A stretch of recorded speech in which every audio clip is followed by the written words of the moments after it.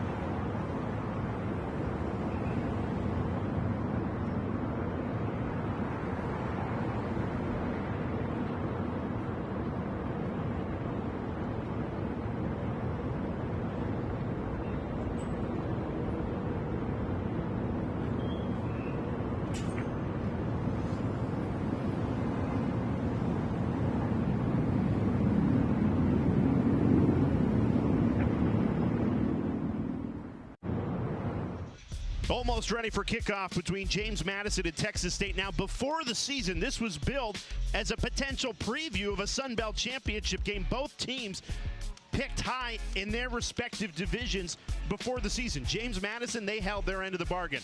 Texas State, shockingly 0-3. And you don't even want to know how they lose these games. This is like a Monday night Scott Van Pelt bad beats. They had a lead in all 3 of Sun Belt games in the 4th quarter. Arkansas State scores on the last play of the game.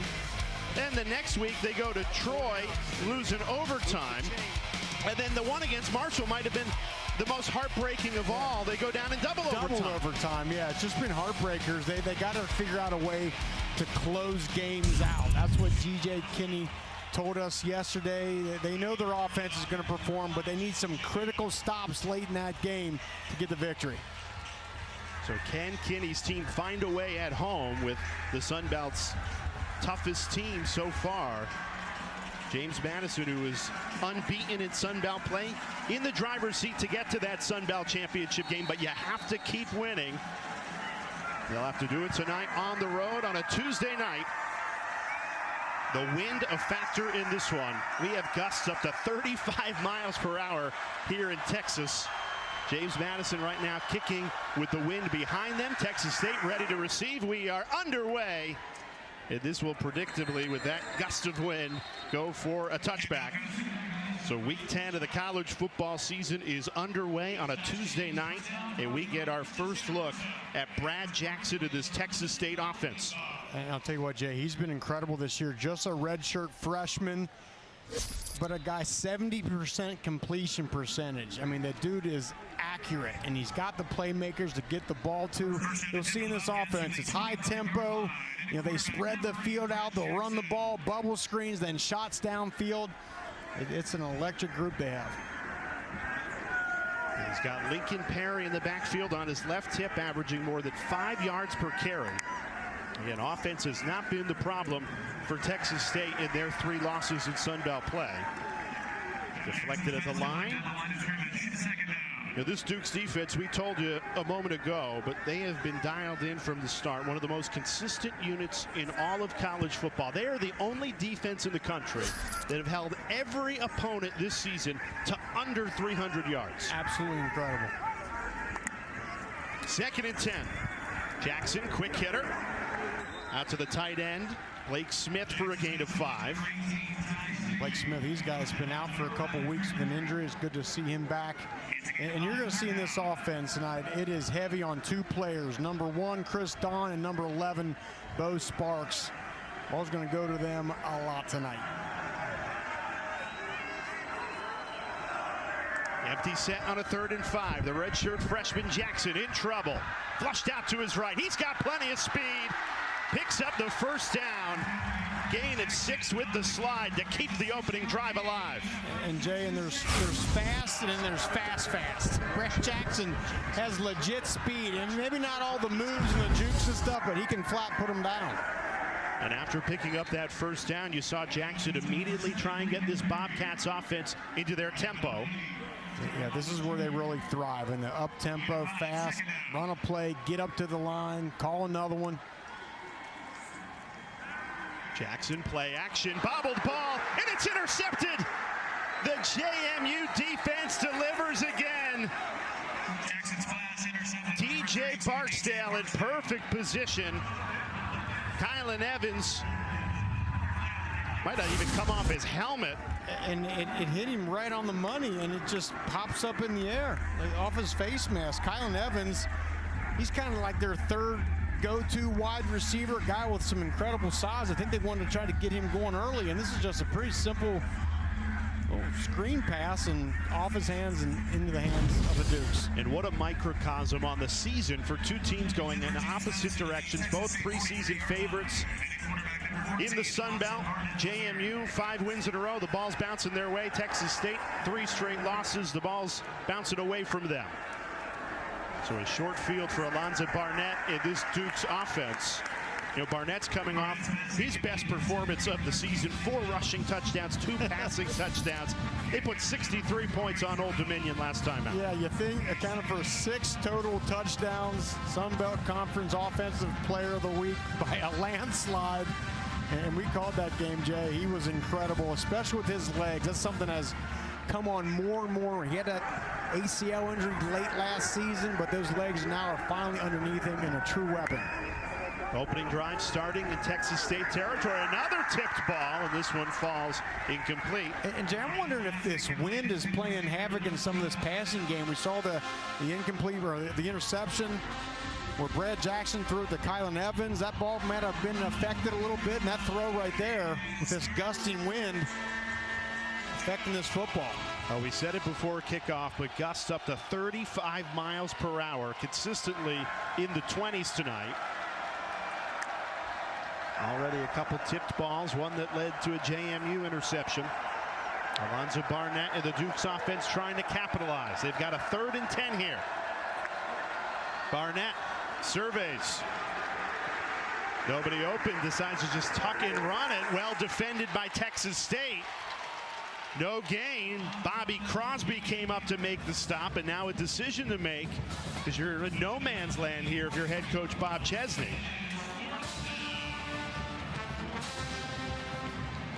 This is, the guy they got to watch right there is the defensive end, number 2, Khalil Alexander, and you'll see why. He gets off that ball, and he is flat coming. Good lockout, tenacious, high motor to the quarterback. He forces Barnett outside the pocket.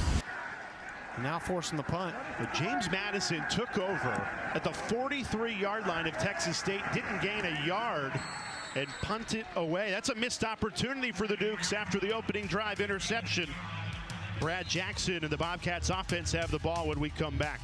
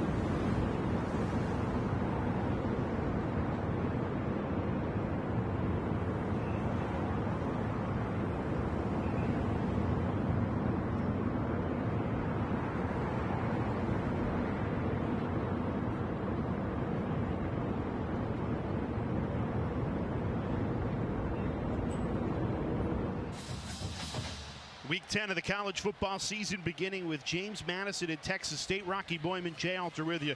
2 drives in under 2 minutes to start this game. The wind is clearly a factor.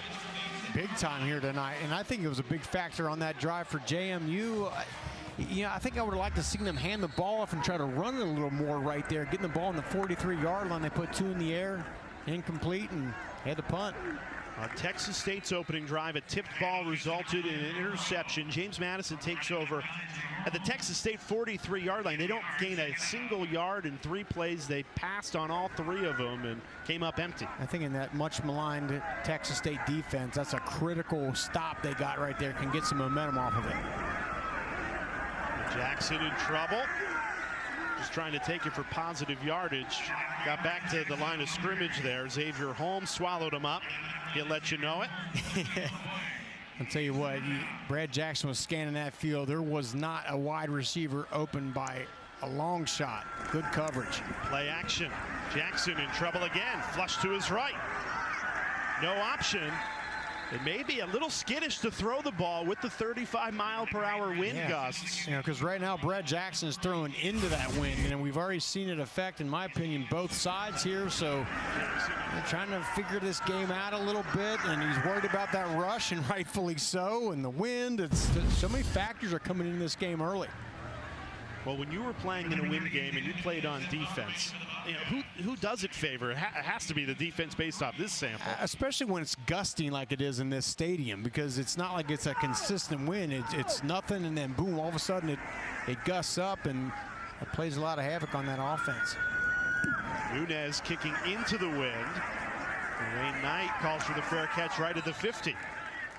So James Madison, excellent starting field position on the road on a Tuesday night, looking for their 6th straight win. There's their head coach, Bob Chesney, who's won everywhere he's been.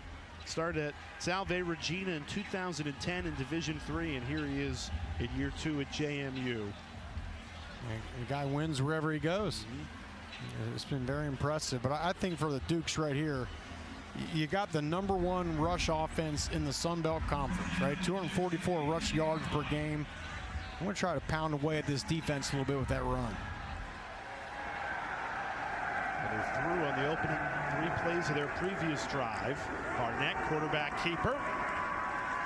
He's tough to bring down at 220 pounds, gain of 2. In this Texas State defense, Jay, they live on havoc plays and chaos. They average 7 tackles for loss and 2.5 sacks per game. They're kind of a feast or famine group. It'll be tackle for loss, negative play, and then they give up a big play. So they got to find a way to keep their aggression, because that's their identity, who they are, but not give up big plays tonight.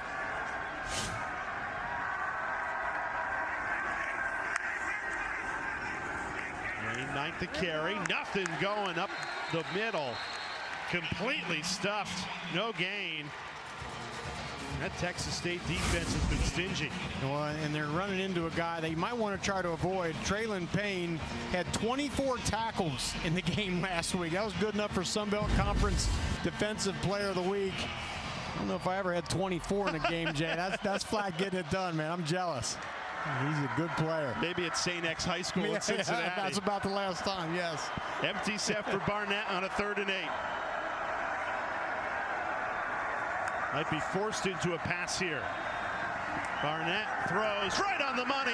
James Madison, first down. Nick DeGennaro, who had a huge breakout game a week ago with over 100 yards and 2 touchdowns, a monster gain of 19 to move the chains. And it starts with great protection. Look, he had just the ability to kind of scan the field from left to right, finds DeGennaro wide open, a little hitch route, puts the ball on the money. And you know, Coach Chesney talked to us yesterday here about the importance of starting fast. You want to break their spirits. This drive going on much better here. Ryan Nolan, the junior safety from Gainesville, Florida, stayed down after the play for Texas State.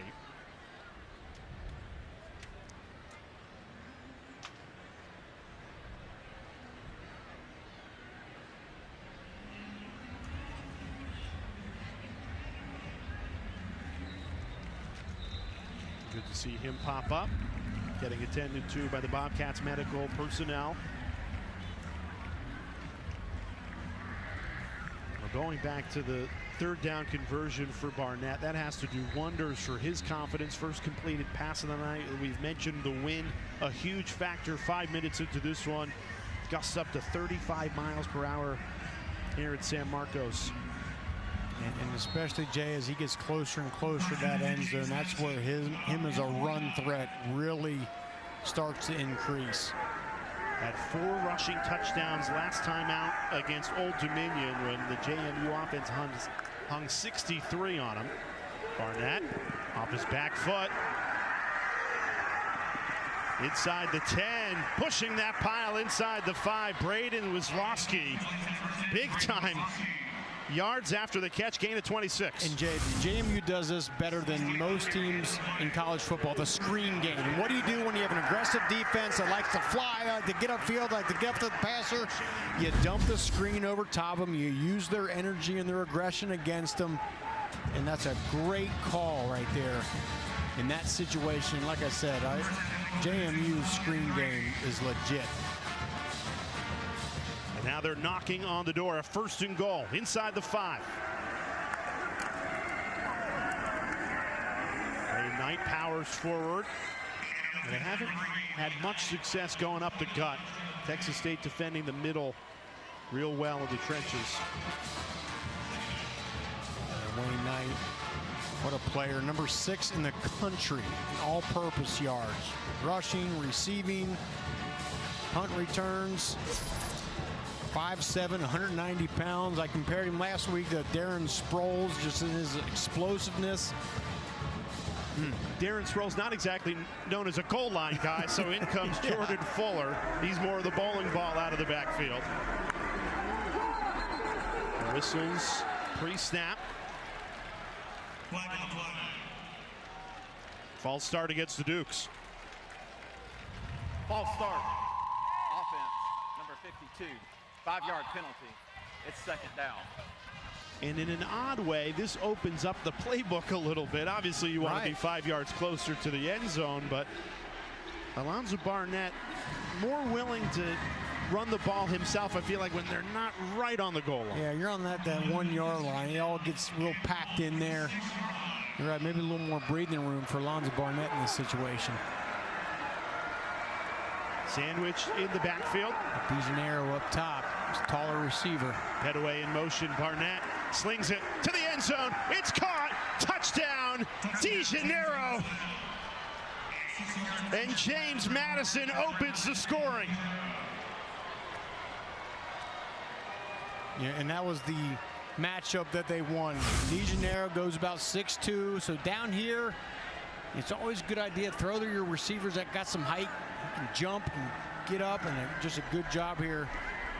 You know, Jaden Rios in man coverage, but a good job by DeGennaro playing that ball for a touchdown. And what a response by the James Madison offense, who felt like they missed an opportunity on their opening drive, going 3 and out from the 43-yard line. This time, they cash in. James Madison on the road, trying to make it 6 straight wins. Alonzo Barnett on the money. He's got the Dukes up 7.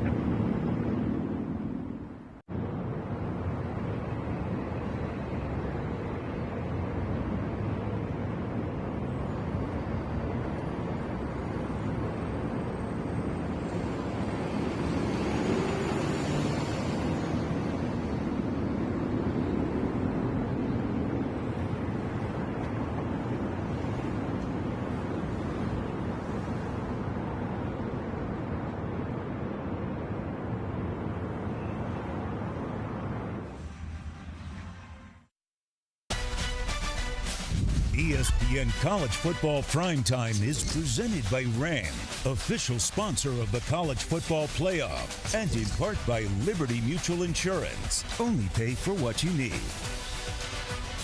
Hey, we're not just football here on a Tuesday night. It's a school night. We'll give you some education here. Lyndon Baines Johnson, 36th President of the United States, and LBJ attended right here at Texas State. I told you during the break, I tried to go to the LBJ Museum. It was closed until Thursday, though. Tried to get a little more information, but another time. Well, right now, the home team Bobcats at a 7-0 hole. Alonzo Barnett for the JMU offense, a 6-play, 50-yard drive, which resulted in a touchdown. And Rocky, you were very impressed with the play design on the touchdown pass. Yeah, and credit for Alonzo Barnett. He found his best route runner, Nick DeGeneiro, over Jaden Rios. It's right there, and just watch the route. It's like a mini sluggo. You can run the slant and then go to the go route. And he just pops and puts it in a perfect spot there. Good fancy footwork. He got the DB to break one way, and he comes back to the outside, turns, the ball's right there. And after going 3 and out in Texas State territory, great response by the Dukes offense to convert that for the opening score. And Texas State offensively needing a response. A team that has lost 3 in a row in heartbreaking fashion. You know, Bob Chesney, James Madison head coach, he goes, if we can jump on them early, try and kill their spirit at home, a team that's been struggling, and I think this is a big drive for this Bobcats offense. I'd like to see Texas State get their run game going, if nothing else, just to slow this James Madison defensive line down a little bit.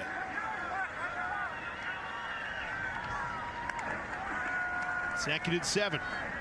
Jackson throws, pass is caught for a Bobcats first down. Needed 7, got 7 to the tight end, Titus Lyons. And really would like to see, on the other hand, too, Texas State start getting Bo Sparks and Chris Don involved in this game here at some point. They run it into a white wall right now. Emmanuel Bush lost his helmet. Big number 0, 350 pounds. His counterpart in the trenches, Terry Lockett, had the tackle. There's Bush running off. It always, I've told you many times during our broadcast, Jay, that's a linebacker's dream right there. Having a guy who's 6'1", 350 in front of you, just eating blocks up.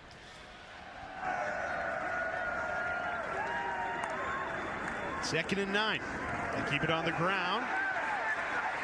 Flag thrown for a face mask. And Lincoln Perry ran through it.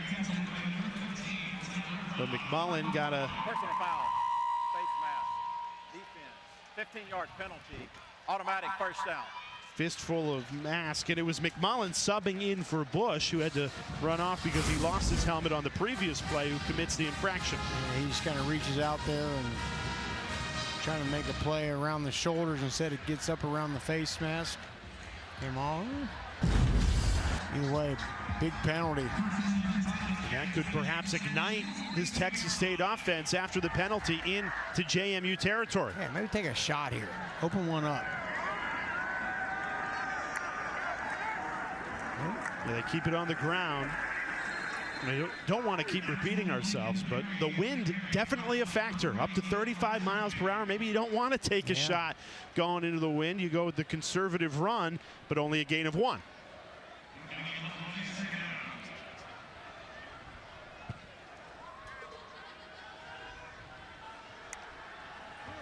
Play action. Jackson dialing up a shot, and a miscommunication there.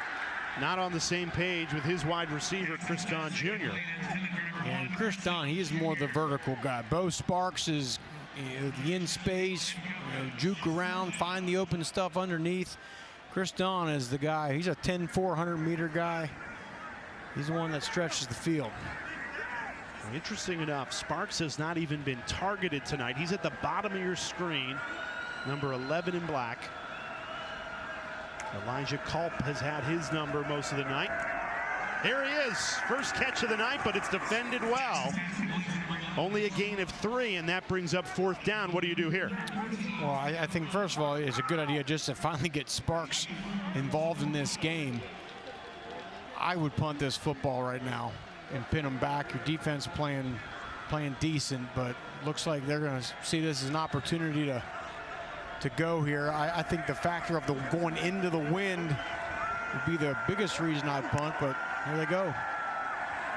4th and a long 6. Empty set for Jackson. Play clock down to 3.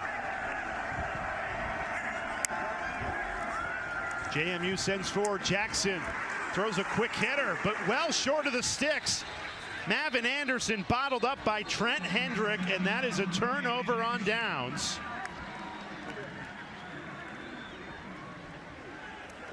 Yeah, 4th and 6 in that area of the field, you're throwing into the wind. I would have punted that football, as I stated. I think that was a little desperation on the part of Texas State going for it right there. So once again, James Madison, they'll have their 3rd straight drive with favorable field position, up 7.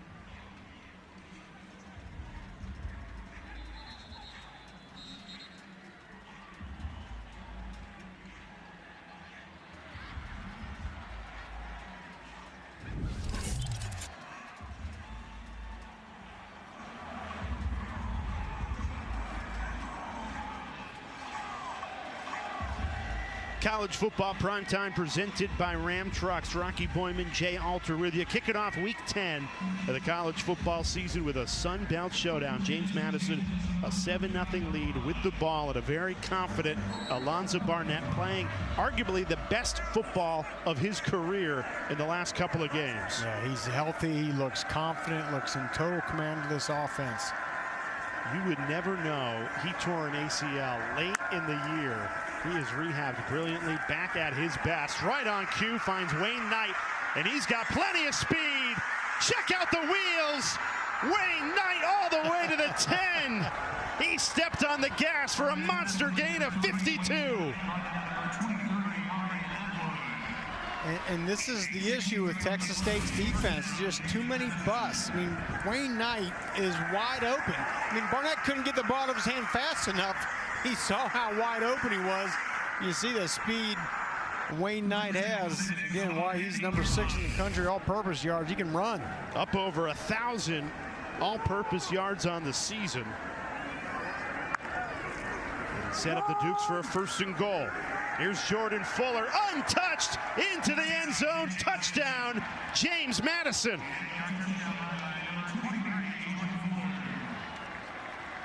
Quick strike offense in just 2 plays. JMU goes 65 yards for the score. And Jay, the minimum you have to have on defense, you got to have an edge. You got to form an edge on defense. And Fuller goes off to the left side there. There's no end, there's no linebacker caving down. It's the easiest touchdown he's ever scored.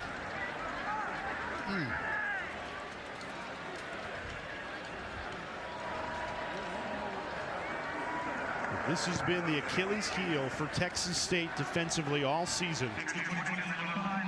They play well, but not consistently, and in just 49 seconds, JMU gets a touchdown. And you got to be fundamentally sound. I mean, this is just a counter play. They're wrapping the H all the way around. There should be someone there to box that ball in, and someone come right off his backside and be there for the tackle. There's nobody there. Again, they create a lot of havoc plays. They're attacking all this and that, but some of the fundamental things defensively they're not getting done, which has kind of been their issue this year. And those inconsistencies for Texas State, that's what's shown up in the 4th quarter in the last 3 games, which has turned a win into a loss. Now it's showing up in the 1st quarter against a James Madison team that is going to make you pay. Yeah, because they are a fundamentally sound group that does the right thing, and they know where the weaknesses are. And if you have a guy that's out of a gap or a guy that's supposed to hold the edge, but he doesn't, they're going to find it. You're a well-coached, really, really good football team, and you just can't come out here and start this game like this.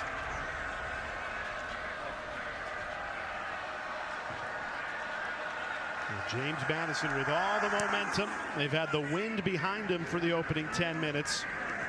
Texas State's going to run this out from deep in their own end zone. Jalen Jenkins gets past the 20, but took it an extra 8 yards out of the end zone. As we remind you, Saturday, week 10 of the college football season, SEC on ABC. How about Vandy getting things started at Texas?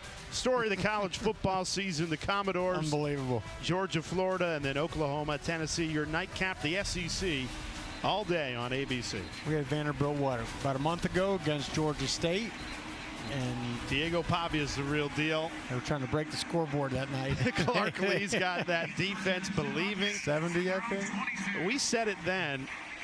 Vanderbilt, if you take the name off the jersey, they look like a college football playoff team. They do. They look like an SEC football team that is there for business.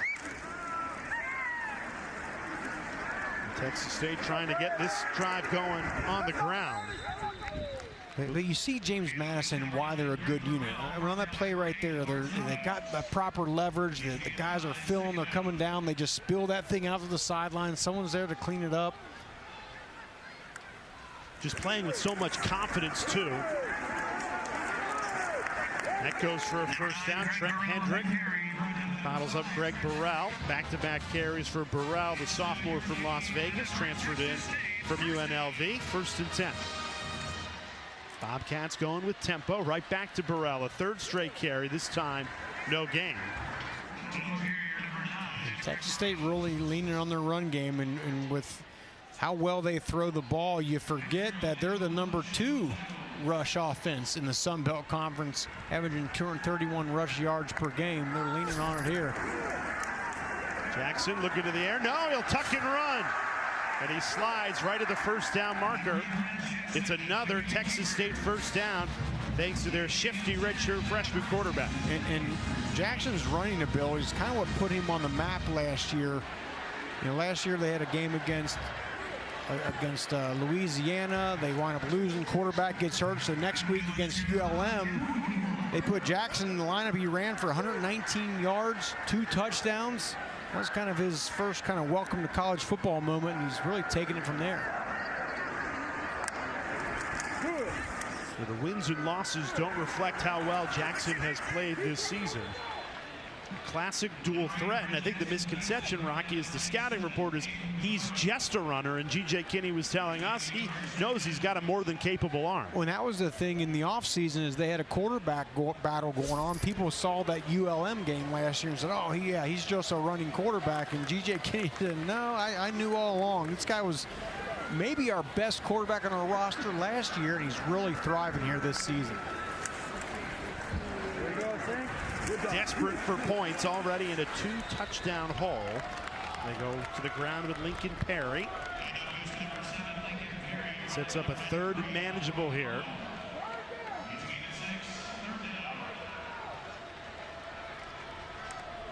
Third and 4. Jackson, quarterback keeper the whole way, falling forward. This will be real close. Real close. I don't think he got it. See what the spot is. This will be short. 4th and a yard. There's no question. They're going for it here. No hesitation. With a flag before the snap.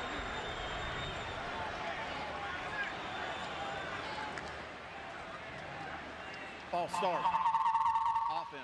Number 66. 5-yard penalty. It's 4th down. Now that's the type of first quarter it has been for Texas State. A false start negates what would have been a 4th down conversion. Yeah, top of the screen there. Yeah, there's the guard just moves, and you're trying to get up to the line and get a playoff, and now it's 4th and 5. There's no way you can go for this right here. This is absolutely the right decision. And you kind of got the feel that Texas State was just trying to keep a drive together until they could maybe get the wind at their back, but nevertheless, they're going to punt here. They have to punt into the wind. Nunez. That ball just gets blown in the opposite direction. Wayne Knight calls for the fair catch.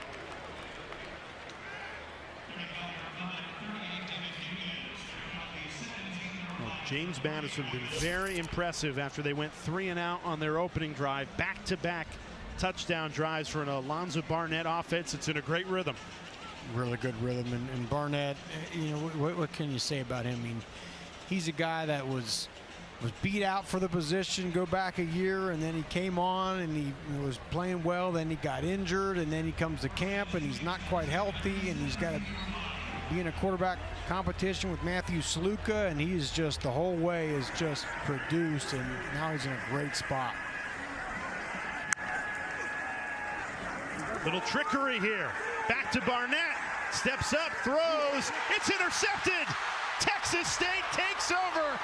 They were not fooled on the reverse. 1st down. Texas State.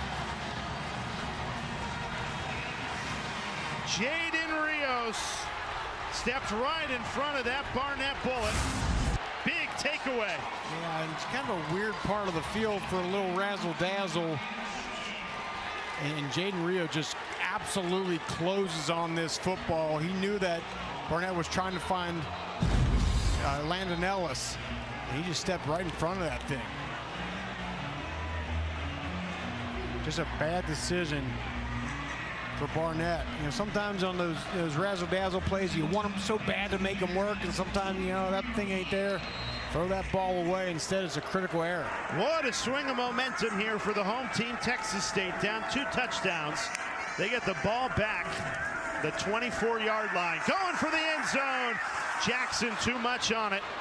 Maybe trying to overcompensate for that wind in his face. Overshoots Chris Don Jr. And this is definitely tough on a quarterback. Yeah, you got the wind right in your face, and do I take a little off and put a little extra on it and put a little too much on it, trying to throw into that wind and just out of the reach. Chris Don. You like taking the shot there? I do like taking the shot. Empty set on a 2nd and 10. 40 seconds left of the quarter. Slant route. Pass is caught. Went right back to Don.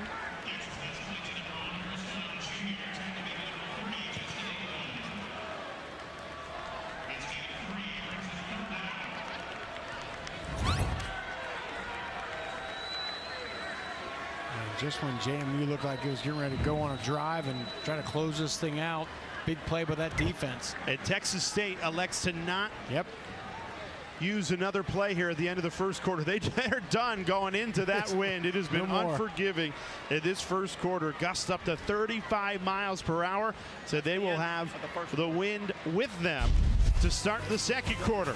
Trailing by 2 touchdowns. The road team, James Madison, they've come in and they've thrown the first punch. A 14-0 lead on the road.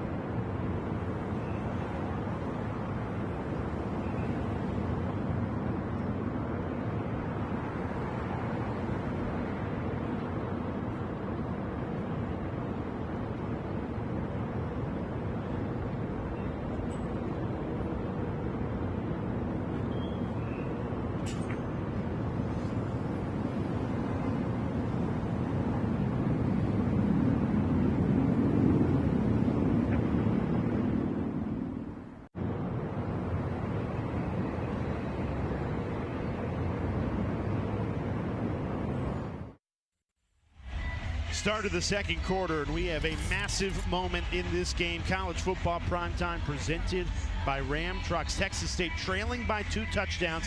Bobcats have a 3rd and 7 trying to cash in after an interception.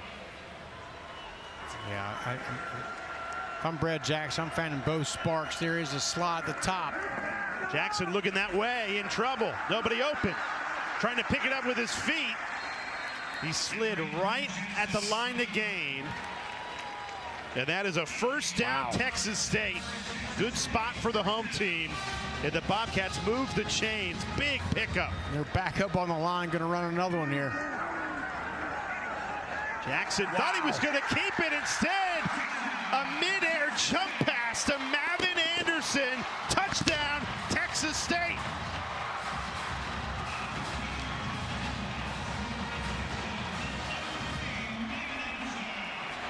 I don't know if Jackson knew he was going to throw that ball when he left his feet, and it's a touchdown. It was clearly it. JMU's defense thought this was a run all the way. They're going to get up the line, and Brad Jackson's going to run it.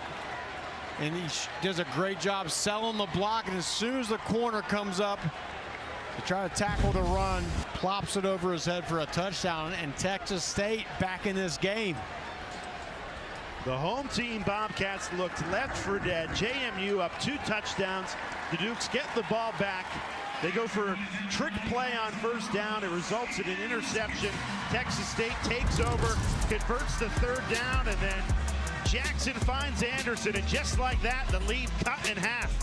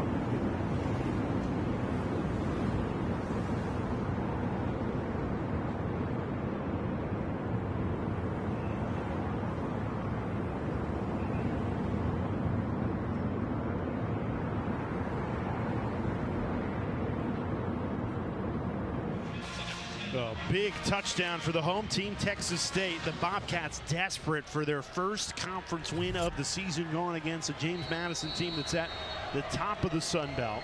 They're trailing 14-0.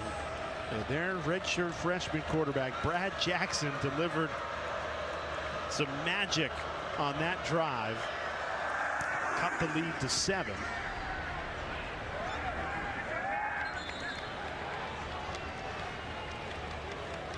Rocky, you go back to that last drive, and Jackson really got it going with his feet, and that ultimately led to the touchdown. Yeah, and JMU's defense is saying the only thing this offense has done to hurt us is Brad Jackson run. He's run 7 times on the night, and right before that touchdown, he had a 7-yard run. So I think the corner says, heck with this. I ain't going to put up with this anymore.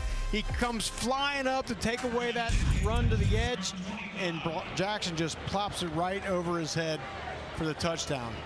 You played 8 years in the NFL on defense. I can't imagine anything more frustrating than a quarterback running all over you. It's the worst. I think JMU at some point might have to spy him to take away that run. And here's another mobile quarterback, Alonzo Barnett. We told you we've got 2 dual threat quarterbacks tonight, and both have showed their running ability. Barnett takes that for 15. We already mentioned he had the 4 rushing touchdowns last week, but you see the speed, the explosion is back for Barnett, and a good idea on first down there to run. Remember, they are going into the wind right now here as they start this second quarter. And when you have a quarterback that starts running on you, it opens up the pass. We saw that on the previous possession by Jackson. Barnett, so good using that as a weapon as well. Wayne Knight only a gain of 2 there.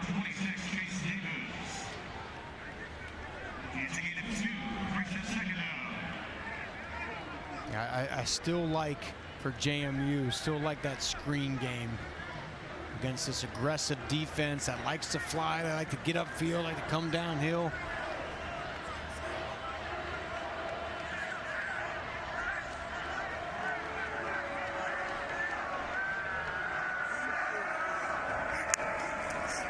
Barnett surveys, in trouble. Down he goes. Texas State, a big-time sack. Kennard Snyder, the transfer from Iowa State, delivers. JMU went hurry up. And a timeout taken before the 3rd and long snap. Timeout. Texas State, their first. G.J. Kinney didn't like his defense ahead of a 3rd and 11. We'll step aside.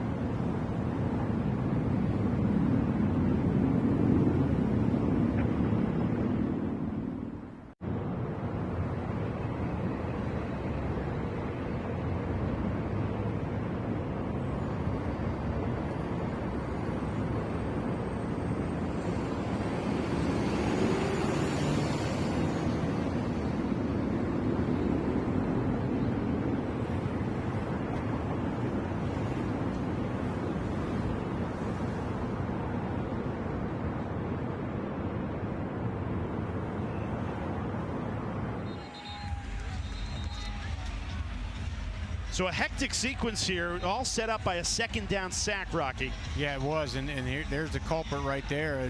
But it's everybody. This defense is just flying, coming getting to the quarterback, nowhere for him to go with the ball. And then they had too many guys on the field, did Texas State, had to call a timeout. Well, after a second down sack, which sets up a 3rd and long, you very rarely see an offense go hurry up, and that's what JMU did. Texas State had some confusion in the sub game, and G.J. Kinney had to burn the timeout. That's the guy they got to watch right there. Khalil Alexander must block him. Ears pinned back on a 3rd and 11. Barnett gets it out to Wayne Knight, and he might have just picked up the first down. Needed 11. When did he get shoved out of bounds? Atwood was in coverage for Texas State, and they give him 11. First down, JMU. Big pickup on 3rd down. Did a good job of pickup there. They brought Khalil Alexander all the way from the right side, wrapped him all the way back around the left side, and just before he got to Barnett, Barnett found Knight for the pickup in the first down. That's a huge play for JMU. And a backbreaker for Texas State. They were building momentum. Just scored a touchdown, about to get JMU off the field. Almost a fumble there. Barnett bounced it back to himself, got it into the belly of Fuller for a gain of 1. That could have been a disaster for the Dukes. You don't like that. You kind of bobble the snap a little bit. You just grab that thing and tuck and see what you can get. Instead, he tries to hand it off to Fuller.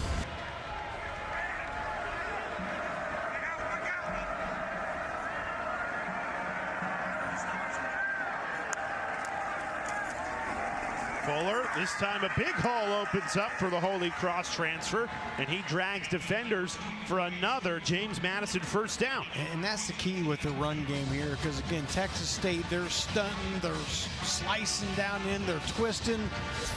You just got to be patient, and because sometimes, you know, you do all those line stunts, you hit it in the back for a tackle for loss, but sometimes you're out of a gap and it can crease one. That's what JMU wants to find. 4 targets to the bottom of your screen, 1 at the top. Motion the tight end, Pfeiffer to the line. Barnett, one-on-one coverage, darts it right in there. Another JMU first down, Landon Ellis. How good has he been this season?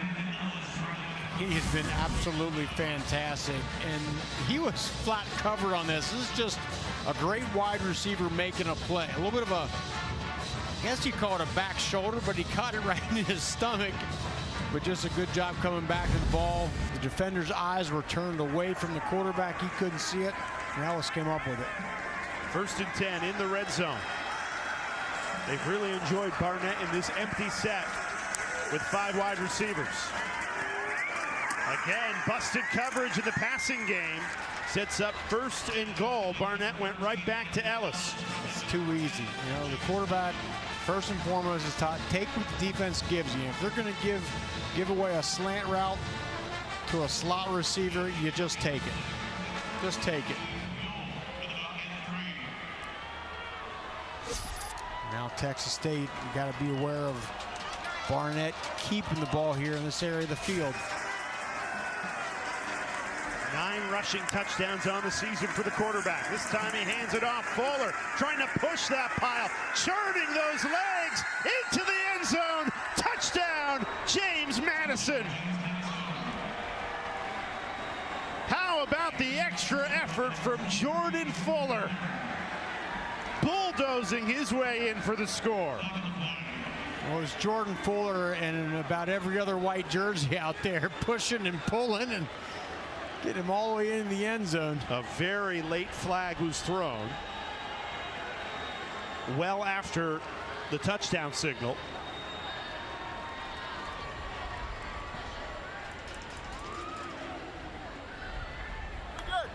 After the play, personal foul, unnecessary roughness, defense, number 15. That penalty will be enforced on the kickoff. The score is good. That's Terry Russell, the transfer from Mississippi State. Just a frustration foul after the touchdown.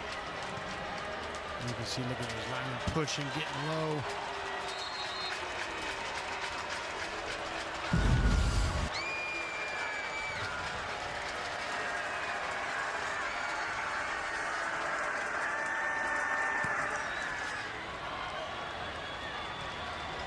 Great response from James Madison after Texas State gets on the board to cut it to 7. Their offense leaves no doubt. This was a scuffle after the score. Yeah, right at the end, and it's right there by the official. And yeah, you just can't do that. But I think it's worth mentioning, Jay. We talked about how the wind affected Texas State. You know, they were going against the wind in that first quarter. The wind didn't look like it affected JMU on that drive, but they ran the ball, threw the ball, no problem at all. Impressive drive. You're right, Rocky, going in to the win. 9 plays, 75 yards for the touchdown. The critical moment on that drive is Texas State gets the second down sack. It's 3rd and 11, and JMU goes up tempo after the sack. You rarely see that, and it forces Texas State to burn a timeout, takes the defense out of their rhythm. The moment I always think of when a team goes up tempo after a sack, number 92 is in for number 3 for Texas between State. Alabama and Georgia in overtime. Alabama gets sacked before Georgia could even get back to the line. Devonta Smith was in the end zone winning the national championship. Well, you're right. It looked like Texas State wanted to try to get some more pass rushers on the field. JMU caught them, and that was the difference. Kicking off from the 50 after the personal foul. Easy touchback even going into the win. You can kick off your Week 9 NFL Sunday 10 a.m. Eastern with the Countdown Crew on ESPN and the all-new ESPN app. They'll tell you everything you need to know, taking you right up to kickoff.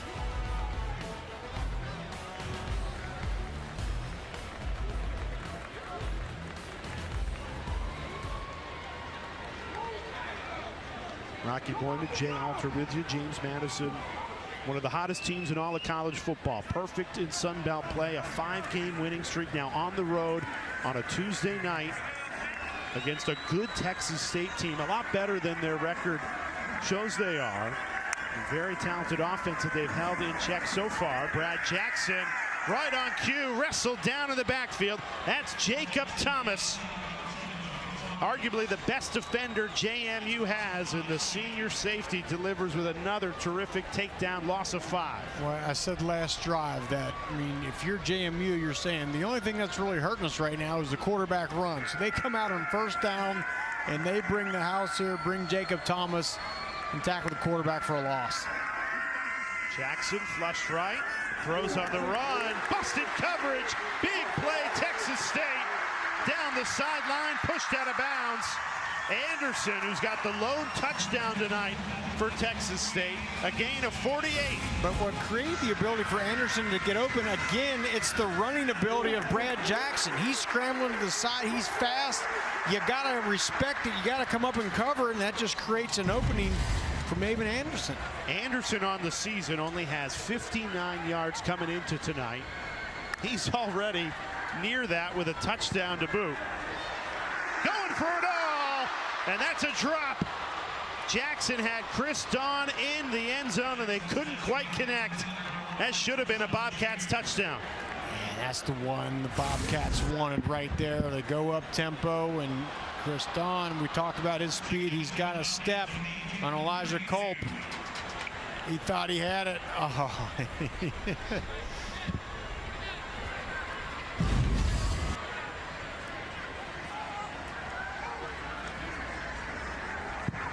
I'm JMU's defense. I'm putting a spy out there, something to stop the quarterback run. Quick hitter to the flat, defended well by Elijah Culp.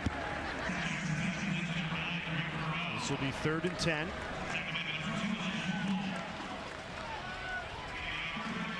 Well, Anderson has been the go-to guy tonight for Brad Jackson. Usually it's Chris Dawn in Bo Sparks, but Anderson 65 yards on the night. He only had 59 on the season coming into this game.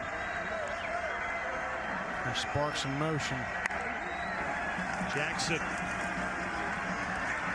trusts his feet, trying to push that pile. This will be right at the line to gain. Gannon Weathersby was trying to drag Jackson back, and he did so successfully. Only got 8. 4th and 1. Jay, you can tell that JMU this week at practice, they're saying, hey, man, we respect the passing ability of Texas State and Chris Dawn and Bo Sparks. We got to cover them up, and now they're finding out in this game that the quarterback run is very much a part of this game plan. Texas State. Timeout. Texas Burns State. a timeout. They're second. Ahead of a 4th and 1. We'll take it as well. G.J. Kinney and the Bobcats offense trying to convert on a 4th and 1.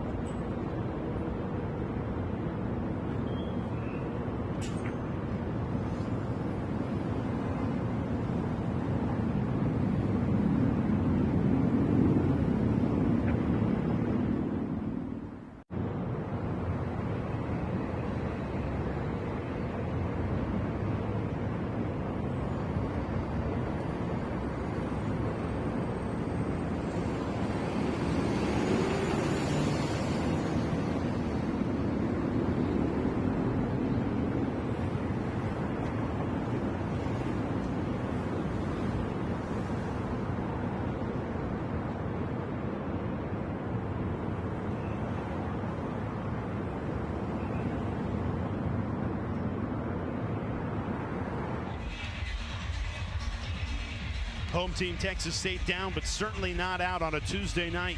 College football primetime presented by Ram Trucks. Rocky Boyman, Jay Alter with you midway through this second quarter. Critical 4th down here, Rocky. 4th and 1 for this Texas State offense. Critical, and if I'm Texas State, I'm giving my quarterback Brad Jackson a two-way go. If he finds something he likes in the pass game, he can roll him out. If he doesn't like it, he can tuck it and run. Give him that option here.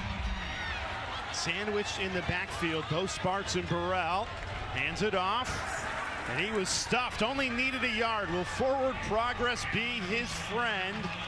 Yes, Burrell got just enough. Needed one, got one. Keeps the drive alive on a 4th down conversion. I'm putting the ball in the hands of Jackson on that play, but nevertheless, they pick up the 1st down. Quick snap here. Jackson rolls left, throws on the run, and that is dropped.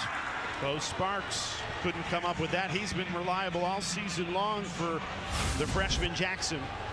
Yeah, wide open, and that's like the 4th miscue they've had in the pass game. Hit the tipped interception on the first drive. Chris Don has had 2 drops. There's a drop by Bo Sparks. Your best players, they got to come up with these. A game like this, you got JMU, best team in the Sun Belt. Here at your house, got to make those big plays. And it takes the wind out of your sails after you get the 4th down conversion. You're trying to get into your tempo. Quick hitter here. Bubble screen. Dawn drilled immediately and dropped. Jacob Thomas again. He's been everywhere defensively for JMU. Jacob Thomas, he's a former high school quarterback, so he knows the game. He has knowledge of just the scheme, not just what he does, but what everybody does. I think he's a guy that has a potential NFL future. Just, I mean, the athlete he is, but also just the overall understanding of ball that he has. 3rd and 7. Texas State in the red zone. Jackson steps up, looking to run. Down he goes. Couldn't escape that time. Aiden Gobira, the transfer from Notre Dame. Big time stop on 3rd down. Good job of controlled rush. You get some of the pressure up the middle, and then you see the linebacker come right up inside, and then Gobira closes down on him. That's a great job of team defense. On the previous play, we were telling you about Jacob Thomas. Who's come up slowly for JMU. His head coach Bob Chesney, joined by medical personnel to talk with Thomas. And we spoke at length with his defensive coordinator Colin Hitchler this week, and he said as great a leader as he's ever been around. Brings the guys around him and makes them better. And he just has the ability to explain things to his teammates of where to be, and it explains the why, almost in the same way a coach does. You see him coming around the right side there. And that was Lincoln Perry cutting him down. Was inside the tackle box, so legal hit. Looks like he's going to be okay. Texas State, in the meantime, has sent out their field goal unit team for a 35-yard attempt. It's the redshirt sophomore Tyler Robles. Robles from 35. Got it. So the Bobcats clawing their way back into this game. 3 points closer.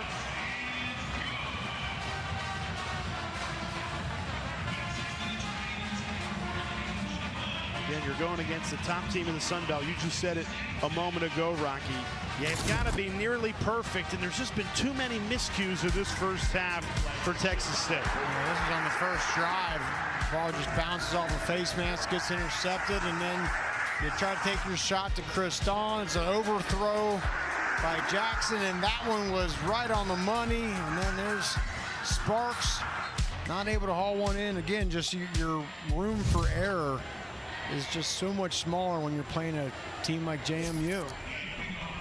And you do come away with a field goal on that drive, but you're going against a JMU team that it feels like you just aren't going to beat with field goals. You need touchdowns. I will say this, though. It's kind of like a little bit of a role reversal, though, because usually it's Texas State that's jumping up on top of teams, but they can't throw that knockout punch. JMU right now can't seem to throw that knockout punch. Let's see if they can here. Or they continue to let Texas State hang around in this thing. The story of the season for this Bobcats team, particularly at Sun Belt play, is they've had 3 fourth-quarter leads that they've failed to hang on to. Maybe now being the team chasing instead of being chased could fare well, particularly at home. James Madison, an 11-point cushion, all 3 timeouts, 6 minutes left in this first half. And we've seen the version of James Madison's offense where they have been quick strike tonight, but very capable of long drives where they keep it on the ground, use some clock. Bob Chesney might dial that up on this possession.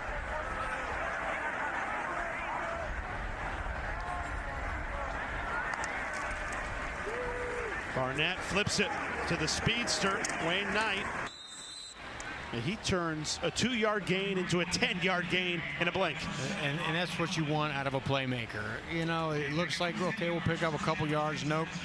A guy like Wayne Knight picks up a bunch. He steps on that gas. You've compared him to Darren Sproles, who you played against in the NFL, and that's all I see when he touches the ball. Yeah, it's the size. It's the fact that he can kind of hide behind those lines when they bust out, but it's also the torque, that 0 to 60. Man, he gets up to top speed quick. Talk about top speed. Here goes Alonzo Barnett, the quarterback inside the 20. He was in a foot race with Javis Minot. Took her for 51 yards. Couldn't quite take it to the house. Yeah, this is a design quarterback run all the way. Picked up a great block from Wayne Knight coming up on the inside. There's no one else left on that back end. That's why he's so dangerous. And that just sticks in the head of a defense. A quarterback run, we got to stop that, and it makes you a little bit less aggressive, and then he sits back and picks you apart. Right back into the red zone. Barnett throws. It's caught. Touchdown, James Madison. What a grab. Josh Pfeiffer. That's only Pfeiffer's second catch on the season. Went up and got it for the Duke's touchdown. And Pfeiffer is really more known as a great blocking tight end. But how about the athleticism? And Bob Chesney told us this week he thinks he's the best G5 tight end that there is right now. And he's shown why. A fantastic acrobatic catch coming back to that ball. Here I am saying JMU's capable of a long, methodic drive. Well, they go 3 plays, 75 yards in just a minute 15 to go back up by 18. Well, and they did what I said they need to do is, is lay the hammer down. There's still a lot of football to be played here, but coming off a drive where Texas State, okay, they get a field goal, we're hanging around on this thing, and you just slam the door shut and put up a touchdown.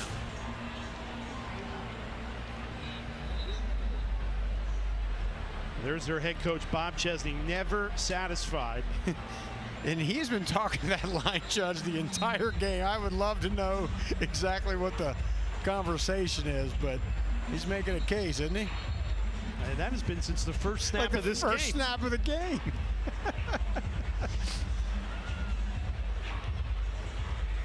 Well, the one thing you need to know about Bob Chesney is he's a winner.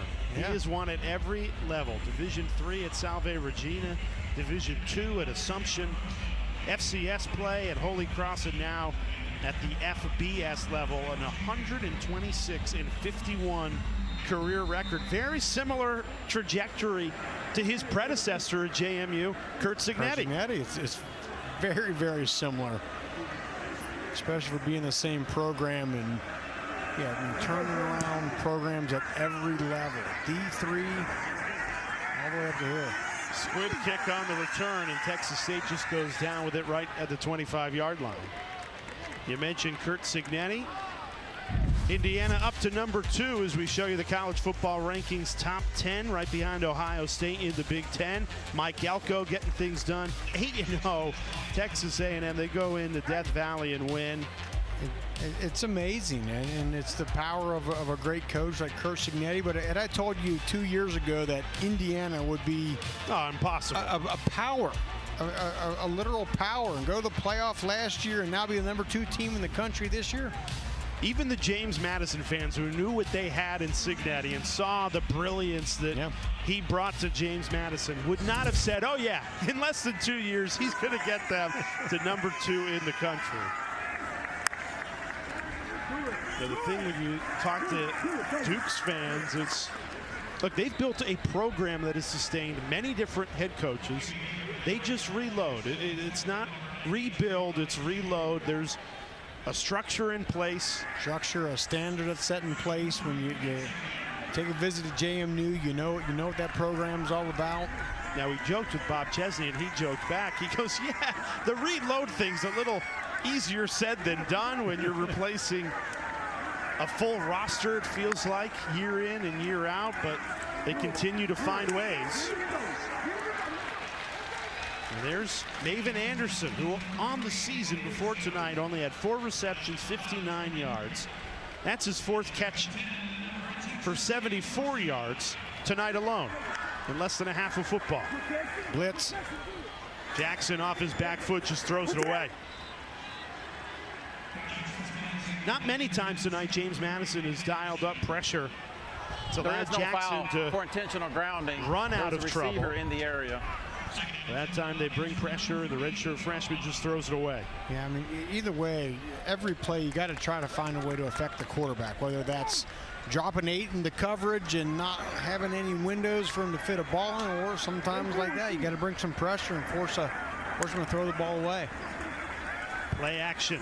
Jackson slings it, threads the needle inch perfect to Bo Sparks for a Texas State first down. It's a good job by Jackson throwing that ball high. Jacob Thomas, the safety we've talked about, was right in that lane, but the ball was thrown high, perfectly thrown by Jackson. Jackson trying to escape. No running room that time. Andrew Taddeo, fifth-year senior out of Basking Ridge, New Jersey. Loss of 1. In the last couple drives, Jay, JMU's done a better job of not having those inside vertical rush lanes. Having more of a controlled rush, getting some of those bigger bodies like Taddeo right there, pushing that pocket back into his face, not letting him just run free right up the middle. And JMU's best unit, and there's a lot of good ones, might be their defensive line. They have quality depth in that room that has shown up in this first half.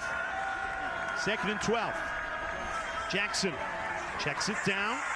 That'll set up a 3rd and manageable. Lincoln Perry out of the backfield. Gain of 7.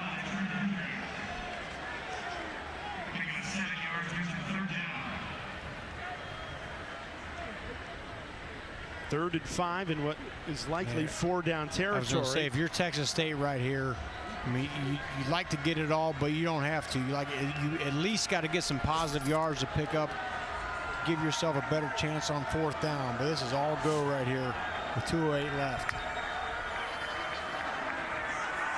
Busted coverage, wide open. First down, Texas State. Kylan Evans takes us into the 2-minute timeout on a monster game. 2-minute timeout to put Texas State in business in the final 2 minutes of this first half. Yeah, it was a corner blitz, and as soon as he saw him open, Brad Jackson put the ball in the money. Texas State driving here toward the end of the first half.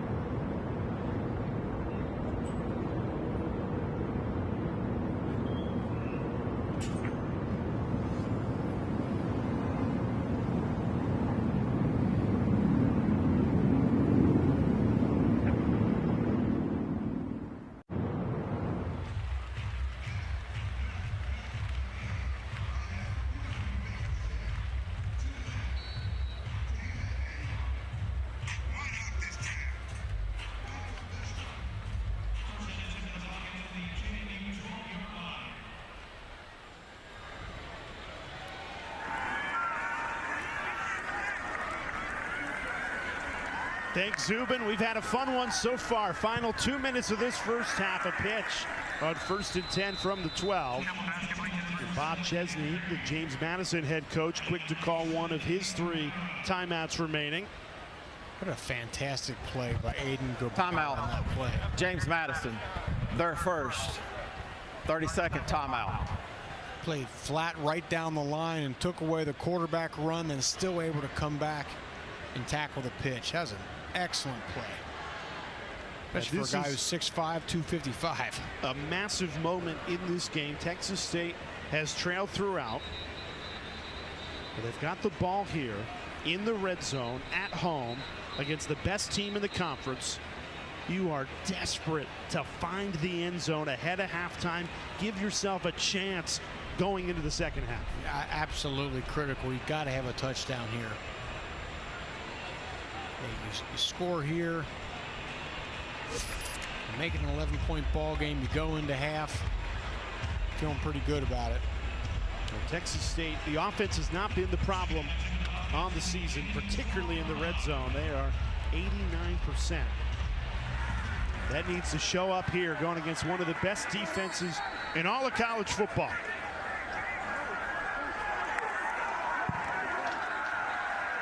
Jackson throws, tip ball. It's intercepted. There's a flag down, and there was a whistle. Everyone kind of looked confused as Jackson let it rip. I think the redshirt freshman quarterback thought he had a free play. And Barksdale's hoping that he's got an interception here, but this will likely come back for a flag pre-snap. I just wonder if JMU had too many on the field, had 12.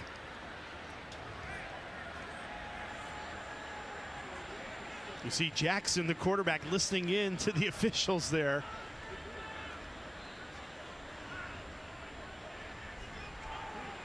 A lengthy discussion at the 20-yard line. Illegal substitute.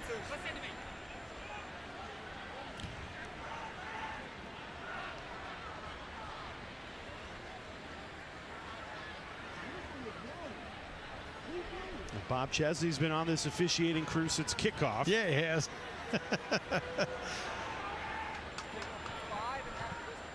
Illegal substitution. More than 11 players on the field at the snap. Defense. 5-yard penalty. It's second down. After the play was over, delay of game. Sideline interference. Defense. Wow. Half the distance to the goal. Results in a first down. So a 1st and goal after all the penalties. So I guess JMU is trying to get, different personnel on the field, but the tempo that Texas State goes with, they catch them with 12 and then. Correction. Penalty does not result in a first down. It's second down.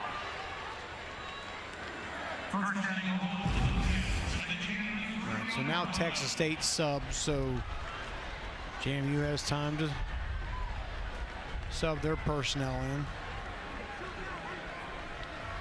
Golden opportunity for the home team Bobcats here to capitalize.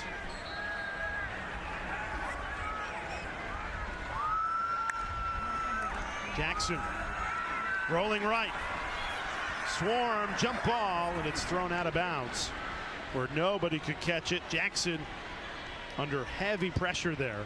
And Jackson was trying to find Bo Sparks, number 11. He was the slot, and he's the guy. He's got that wiggle. He's really good in space, but just great coverage by JMU. I wouldn't be surprised if they go back to Sparks here.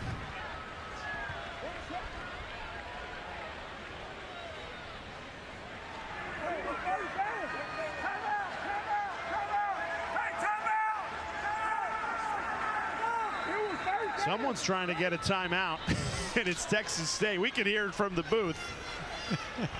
Timeout. Texas State. Their third and final timeout of the half. 30-second timeout. There's also the unlikely scenario. This is 3rd and 1 from the 3-yard line, so you don't need a touchdown here. If you just gain 1 yard, you give yourself 3 more cracks at it.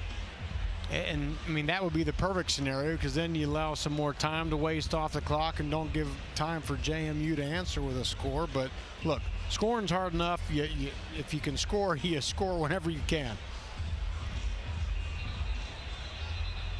And now it's G.J. Kinney's turn to be incensed with the officiating crew. This is a game where you'd love to have both head coaches mic'd up. Oh, no doubt. I feel like he's saying something like it should be first down. I'm not sure what the case he's making here.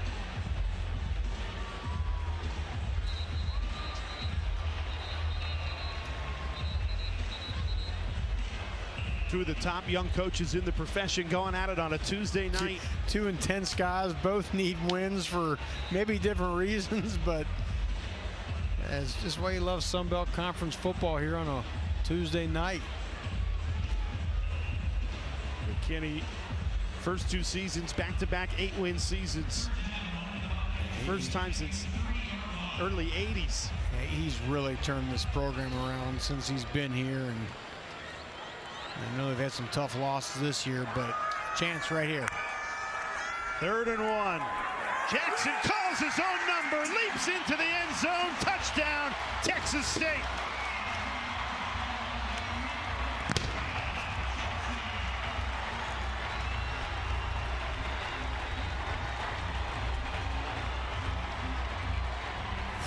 What a great play call. Or you'll see the center, Brock Riker, comes and kicks out. That was Amar Thomas. Just enough room on the inside for Brad Jackson to hit it. Boom, right there, the kick out. Didn't see it coming. Critical touchdown. Best drive of the night for Texas State. They go 75 yards in 3 minutes. Took 10 plays to do it. They're right back in this thing. And again, it's Texas State, kind of the role reversal. You can't knock them out. They keep coming back. Just when James Madison, okay, we're putting this thing away, going up 3 scores. Here comes Texas State right before the half.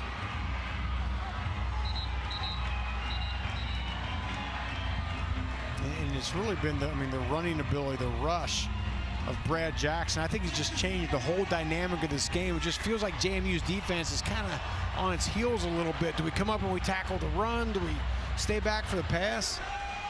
Texas State 223 offensive yards on the night.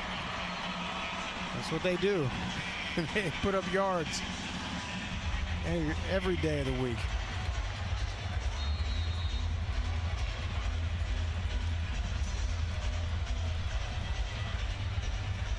$45 points in this first half, a Sun Belt shootout on a Tuesday night to kick off Week 10 of the college football season. Man, if Texas State could get a stop here and go into halftime, you feel really good about things.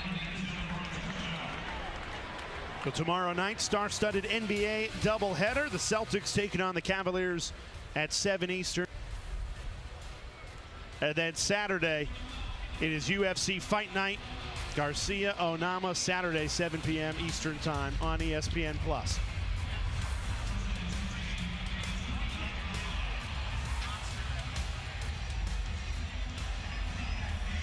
Now, yesterday was the sports equinox, Rocky, where you got NFL, MLB, NBA, NHL all playing on the same night. We've got every hockey team on action on ESPN1 with our Hockey Frenzy. You got college football on a Tuesday. Underrated time of the sports calendar here in late October. Deflected ball, the line of scrimmage. Texas State playing with some momentum here. And bringing that pressure right in Alonzo Barnett's face. And you know, Barnett's just 6 foot tall, so if you get a little pressure in his face, you get some hands up, it's hard for him to see, especially across the middle like that. It's a great way to start this drive.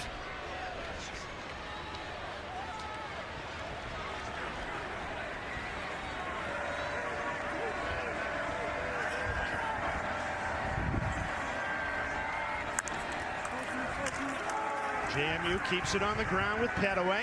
North Carolina transfer tangled up. You do have those 2 timeouts for JMU, but you don't want to use them until you get that first down or that big explosive play. Exactly, that's what you want. They'd like to, well, first thing they need, they got to pick up a first down right here.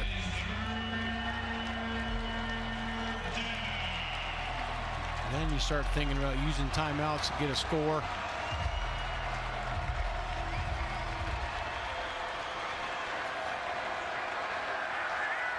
There he is right there. That's Khalil Alexander. Better have a plan.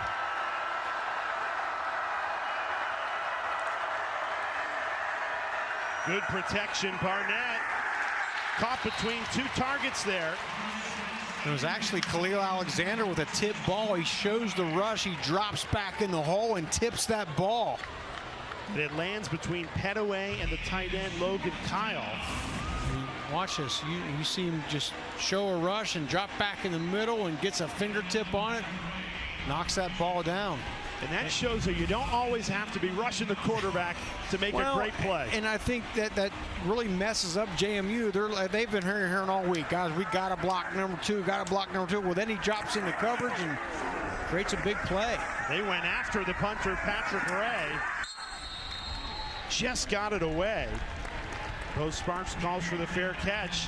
And now Texas State, you're out of timeouts, but you are a quick strike offense. They've got more explosives than anybody in the country. 12 plays of 50 yards or more, so you can score in 41 seconds. I'll say it's not 2-minute offense when this is the kind of offense you run all the time. I mean, this is like, you know, every day of the week stuff for this offense. They can put up yards and points very, very quickly. I would like to see them get Bo Sparks involved. He has just 2 catches on the night. He does have that 1 drop, but number 11 is one of your best playmakers. I'd like to see him get involved here. No timeouts when the clock will stop on a first down or if they get out of bounds. Jackson rolls left. There's a flag down, and Jackson scoots out of bounds. 2 flags, 1 in the secondary, 1 in the backfield. I think it was going to be pass interference, defensive pass interference on Bo Sparks. He got knocked to the ground. He was in the slot at the bottom here.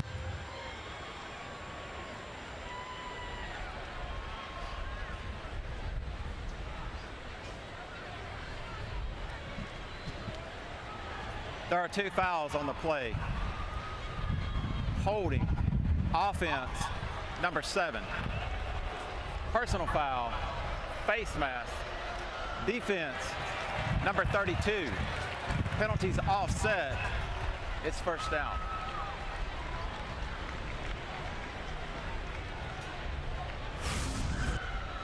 There's the holding in the backfield. Yeah, he's kind of got his arm wrapped around him as Brad Jackson's flown to the outside and wrapped around Sierra West. There's Sparks right there. Replay of first down. Jackson taking a shot. Bounces it in front of Chris Don Jr. Tell you what, I mentioned Sparks and his, haven't really got him the ball, but JMU defensively is making a conscious effort to press him and jam him and make him uncomfortable coming off the line of scrimmage. You can tell that was a big plan of theirs coming into this game. It's why they've limited the production of Sparks.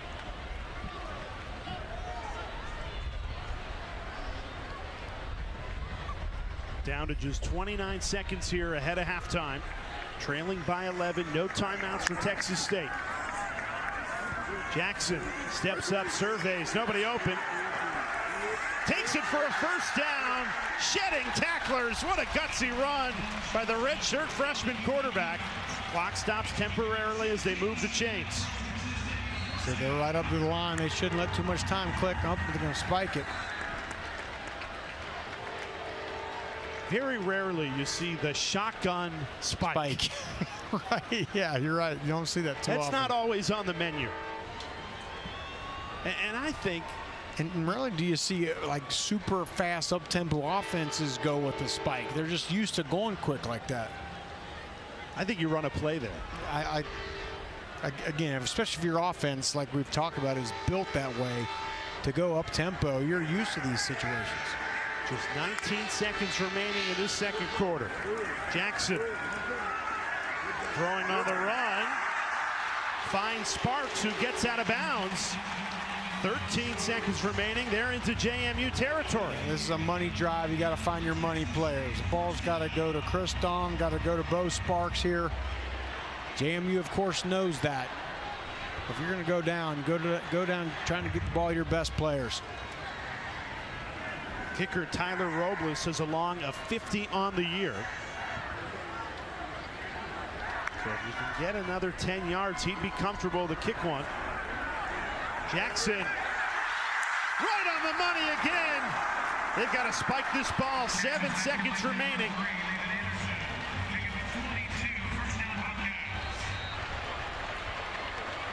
There's the spike in Texas State. Perfectly executed. They can make this a one-score game headed into halftime if Robles can connect on the field goal. Remember, as we've discussed this game, the wind now at the back of the kicker. He's kicking with the wind. Still a gusting wind here, but the wind definitely going left to right into the back of the kicker here. Career long of 50. This is from 36. Robles. He missed it, but James Madison took the timeout. Wow. So James Bob Madison. Chesney trying to ice the kicker, 30 and seconds Tyler timeout. Robles misses that the game kick. clock to 4 seconds. 4 seconds. A from the game gift clock. from Chesney Thank you. before halftime. You love the cat and mouse game of the timeout before the kick, and do you call it? Do you act like you're going to call it and then don't?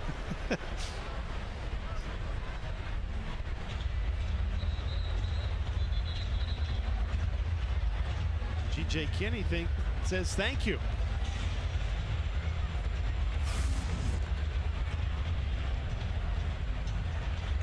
Yeah, and they expect that ball to kind of hook in there, and it never did.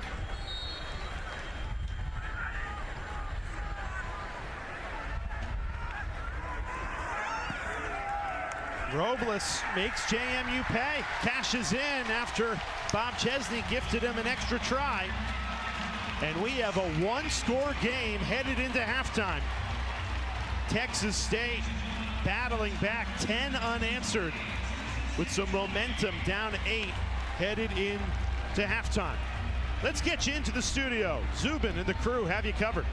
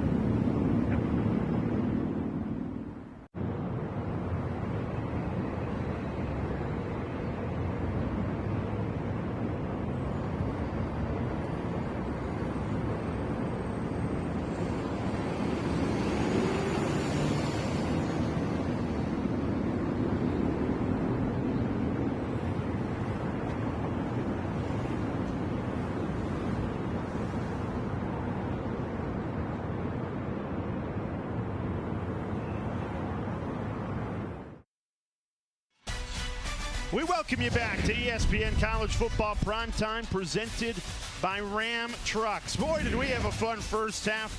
48 points in a Sun Belt shootout on a Tuesday night. Looking forward to this second half to kick off Week 10. Rocky Boyman, Jay Alter with you. JMU, they came in 5-game winning streak, all the momentum. Texas State, they've lost 3 in a row, but this home team, Bobcats team, they are fighting. No, they are, and JMU came in and did exactly what they wanted to do, which is kind of lay the hammer down early, and they were scoring, and it looked like they were going to run away from this thing. It was 28-10 at one point. Looking like JMU could just take control of this game, making big plays, but then Texas State comes battling back. They score the last 10 points of the half, and now here we are, Jay, an 8-point ball game. And those 10 unanswered, Rocky, were scored in the final minute 37, including a field goal as time expired.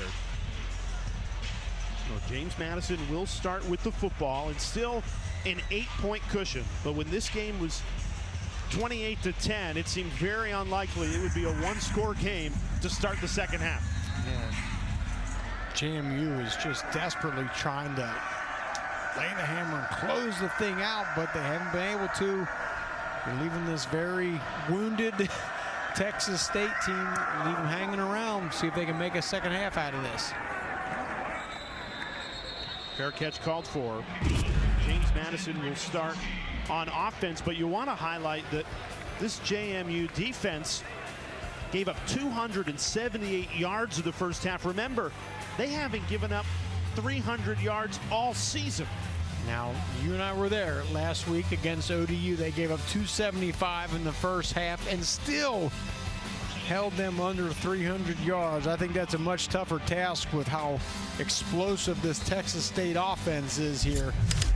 Yeah, that game was 28-27 at halftime. It ended 63-27. JMU very much a second half team this season. Wayne Knight bottled up on a first down carry. Loss of 1. And this, you can really feel the energy this Texas State defense is playing with. And they're getting some energy, feeling like they're in this game and competing hard against the best team in the Sun Belt right now. You've got to give the Bobcats a ton of credit, a team that has lost 3 games in heartbreaking fashion in conference play. Here at home, battling, fighting, trying to pick up where they left off. JMU's got other ideas. Busted coverage, Nick DeJaneiro, touchdown! 76-yard strike.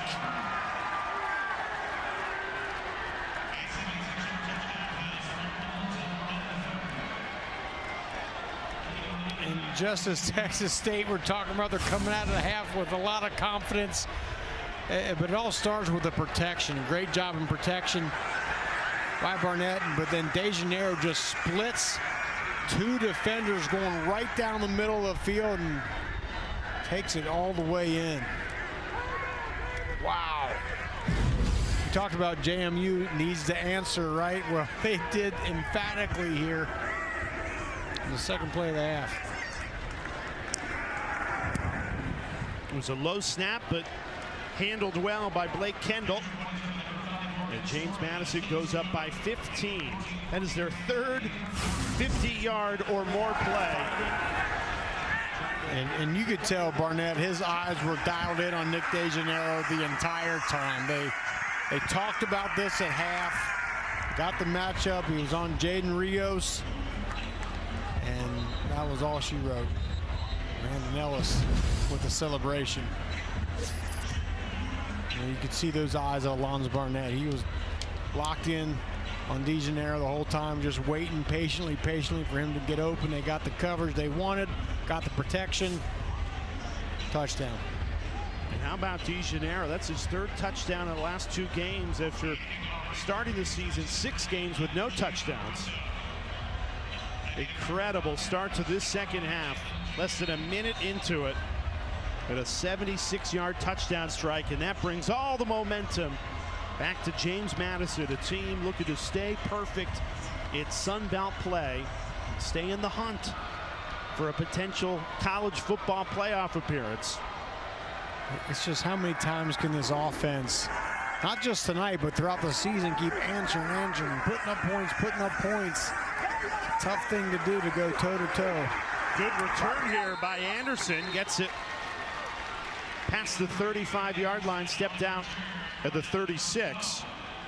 To your point, Rocky, this Texas State offense has had to answer drives of 49 seconds, a minute 15 seconds, and now 47 seconds by JMU. These are quick strikes by the JMU offense, where if you're Texas State, it's okay. I know you were just out there, but we need you to go do it again. Get back out there in the. I've played defense my whole life, and it's those quick scores that just painful, just body blows on a defense. And then, yeah, you got to get the offense back out there. They're looking at the defense like, guys, come on.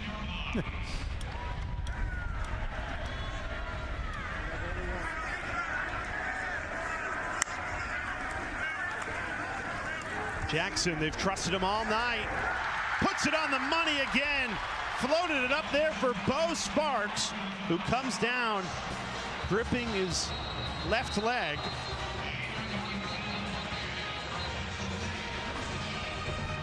Did well to hang onto that football with a gain of 31, but clearly grimacing in pain as Texas State's medical team comes out to take a look at him.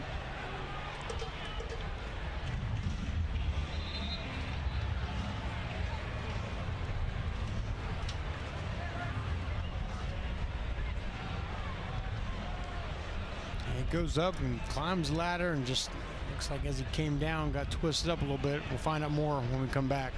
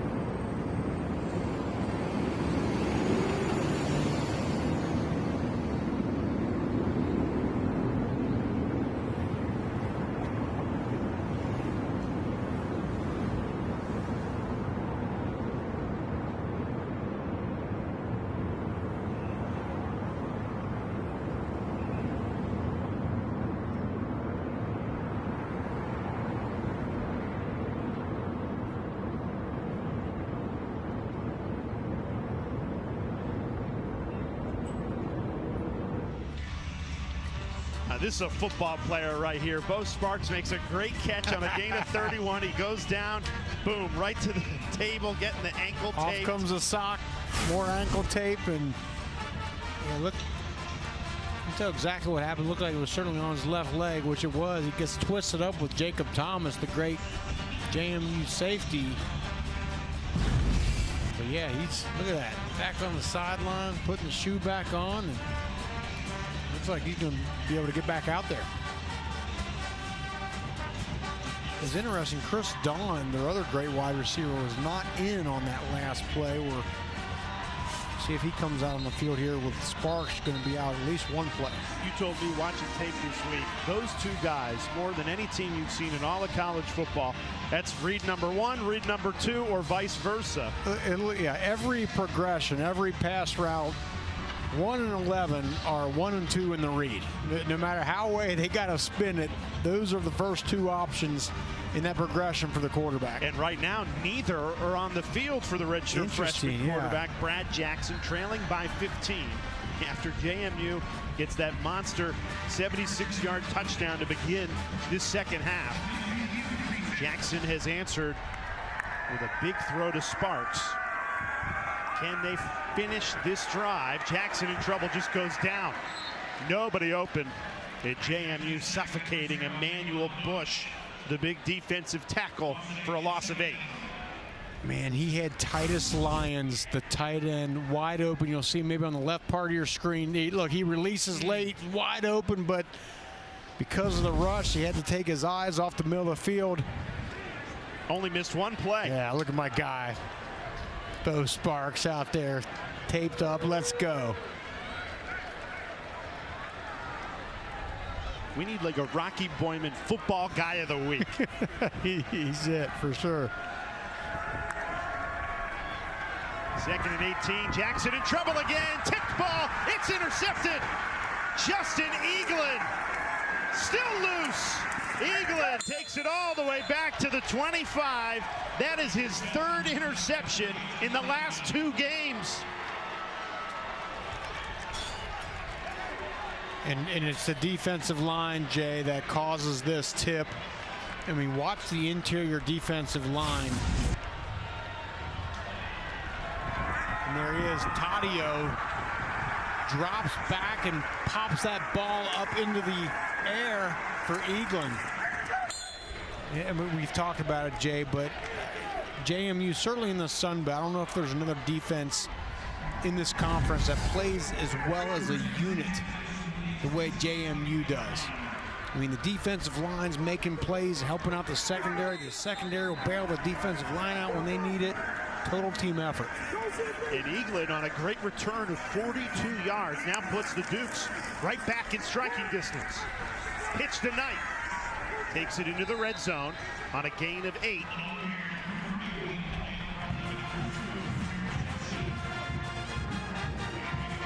I'll tell you what, you simply cannot make a mistake against this JMU team because they just find ways to make you pay. They do. They play with so much confidence. You know, when bad things happen, right? We saw that game against ODU last week, gave up a bunch of big plays, never looked like it really affected them, and the same thing is happening here tonight. That is the mark of a great team. And it's starting to spiral on Texas State.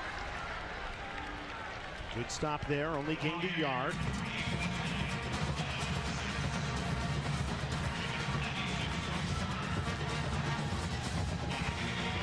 3rd and short here. It looks like Knight and DeGennaro coming out of the game. Bring some bigger bodies in for this 3rd and less than 1. Now this is where running behind number 89, Josh Pfeiffer, has been so effective. He's on the right side of the line. They go right up the middle with Fuller. Only needed a yard. He dove for it. They're saying they got the ball out. Texas State saying they've got the football, waiting for a signal. The officials say 4th down. So they don't say fumble, but they also don't give Fuller the yard. They're trying to get on the line and run a play here. And G.J. Kinney's calling for a timeout. Let's get another look at this. Well, Texas State's defensive line was emphatic that they had the football. And Kinney was jumping up and down, trying to call a timeout, see if we can get another look at this. Fuller bangs in to fight for the tight end. Yeah, no, he's down. He's down. He goes down. Yeah. I think for Kinney it was worth a shot, but he was certainly down before that ball came out.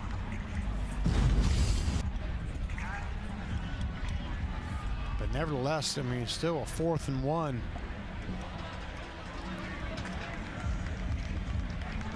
You go for this?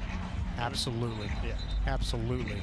But for Texas State, I mean, easily the most critical play of the entire game here. You can stuff them on 4th down. You regain some momentum. If you don't, it's just, you know, JMU starting with a fresh set of downs and just rolling. Well, James Madison only 4 of 11 on 4th down this season. If you do go for the field goal, you put yourself up by 18, make it a 3-score game.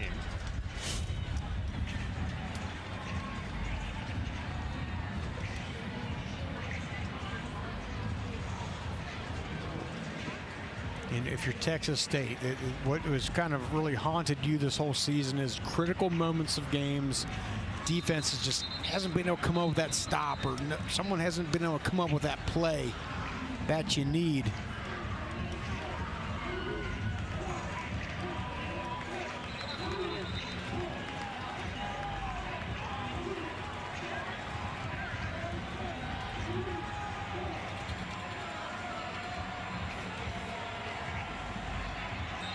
Offense on the field for a 4th and 1.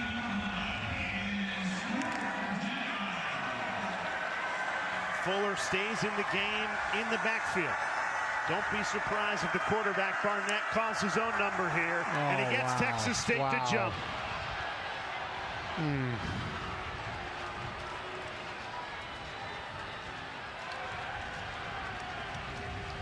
The ultra-aggressive Khalil Alexander. Defense, number 2, 5-yard penalty, results in a 1st down. Killer.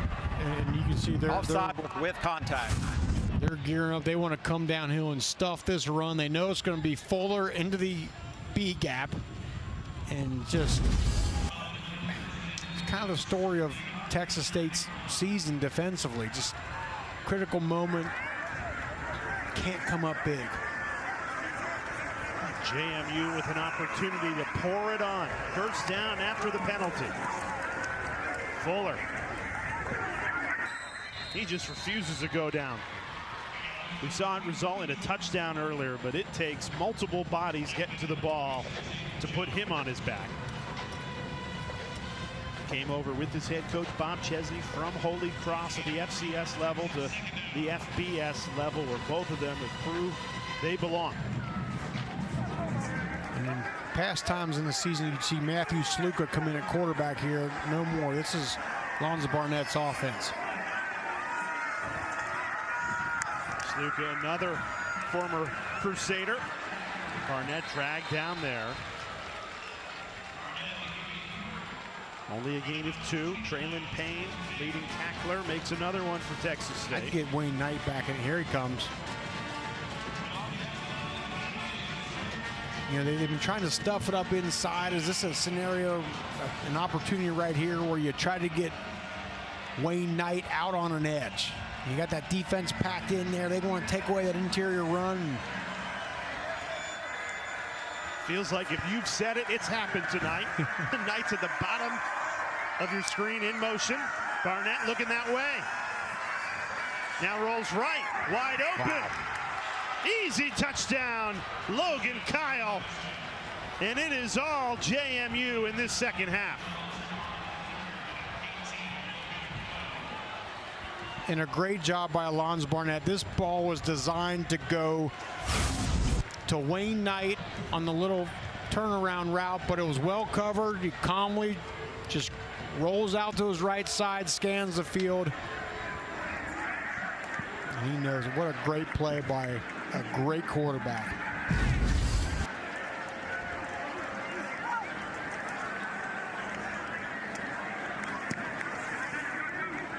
Well, Texas State, they had the momentum going into halftime, but coming out of it, James Madison back-to-back touchdowns to take control. They've got a 22-point lead. put 42 on the board. This offense is rolling. The College Football Playoff begins December 19th and concludes with the National Championship January 19th on ESPN.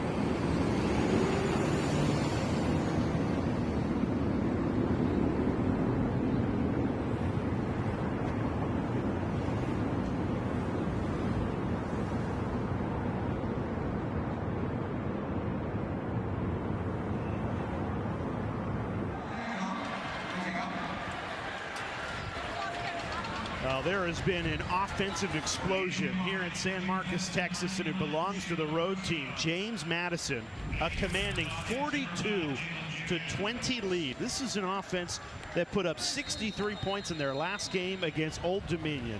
They are playing their best football at the right time of the year. They are rolling. They are, and I'll tell you what, having watched the committee, how they look at things that they look out over the years, I think they like offensive output, and JMU is doing that here on their second straight week. Well, if this lead holds, that'll make it 6 straight wins and a lone loss against number 16 Louisville. That's a strong resume. Yeah, Louisville knocked off Miami a couple weeks ago. That's a strong resume. Now, the American clearly had a better non-conference than the Sun Belt. So the American champion going into conference play, you felt, okay, whoever wins the American probably is going to get that automatic bid. But if there's chaos in the American, Bob Chesney's team keeps winning, and he told us, I don't want to talk college football playoff. We just got to keep winning. There's a lot of football left. But if they're sitting there at 12-1 with a lone loss to a really good Louisville team on the road in a game that, if you watched it, probably should have won. Yeah. Still playing 2 quarterbacks at the time. I think you have to factor that into the equation. Since Barnett has taken over, he's hit another gear. I think a lot of consideration should go into how a team evolves, and do they get better? Do they figure things out? Do they, you know, kind of whatever their weaknesses may be, do they shore those up and get better as the season goes on? You could definitely make that case for JMU. But they proved it on the road tonight against a Texas State offense that's been putting up near 500 yards per game in Sun Belt play. And Justin Eaglin with another big play there. And last week he gave up a 98-yard touchdown. Oh my God, you know, but he got his head back in it and he's played big here.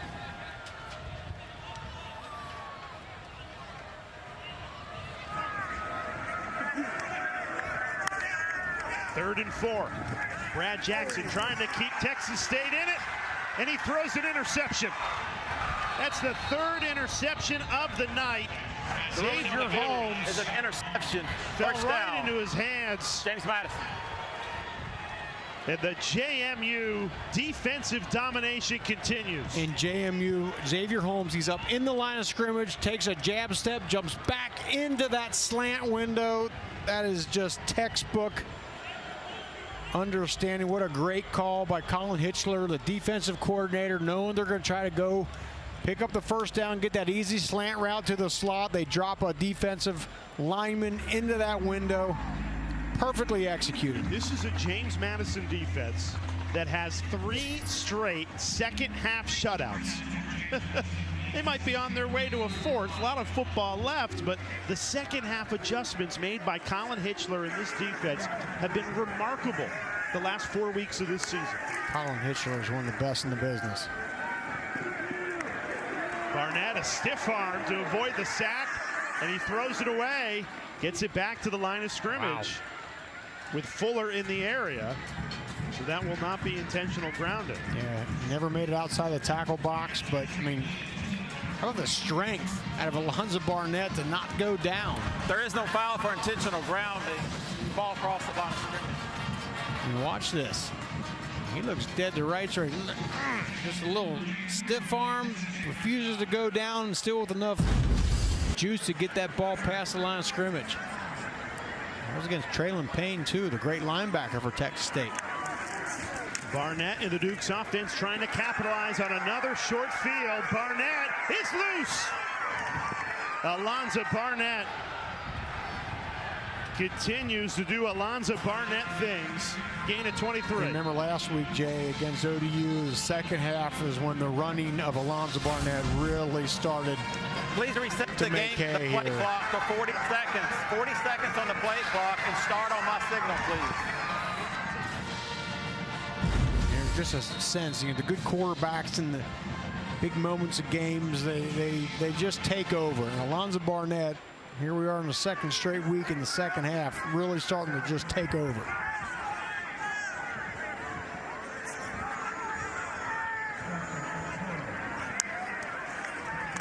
Barnett, quick hitter. This is Sanchez. Dragged down just shy of the 5-yard line. This JMU offense, they just give you so many things you got to worry about. You got to worry about Alonzo Barnett with the quarterback run. You got to worry about Wayne Knight, the speedy running back, getting to the edge. You got to worry about the bubble screen. You got to worry about all the great wide receivers they have. This is a powerful team. And it has been on full display in this second half. It was a one-score game, 28-20 at the break. We're not even midway through this third quarter. And JMU looking for some serious separation. That was a direct snap to Wayne Knight. Couldn't find a free running lane, though. Great job by Jordan Sanders, the defensive tackle. That was a tricky play. Fought off a couple blockers and made a nice tackle.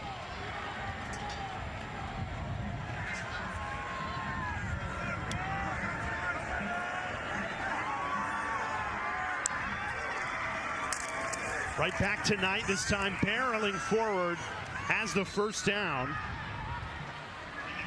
So a first and goal upcoming for JMU.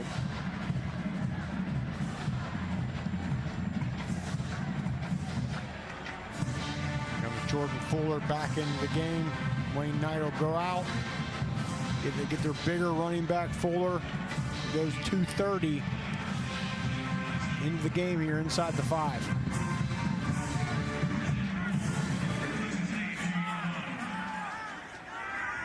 You probably keep this on the ground, but you have Landon Ellis in one-on-one coverage, bottom of your screen. Barnett barrels in for another JMU touchdown.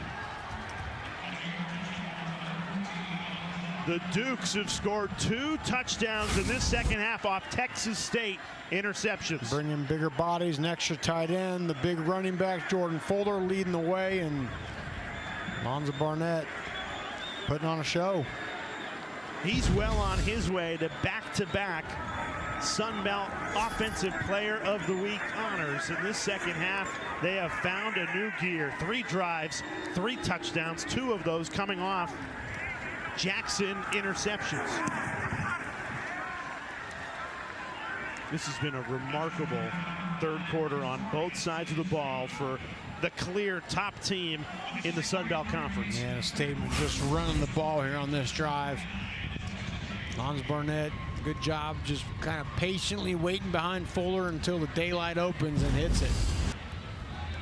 You know, he's a guy that he's so good after the play call is over. Whatever the play call is, you know, you have faith if you're Bob Chesney, and okay, say the defense covers it up. He just has that ability to make a play, whether it's a run or he's going to scramble around and find an open receiver. He's special. For as good as the James Madison defense was in the first 6 games of this season, holding all their opponents under 300 yards, they had only created 5 turnovers. In the last 2 games, they have created 6. Wow. And it has resulted in 35 points. They have cashed in on those extra possessions.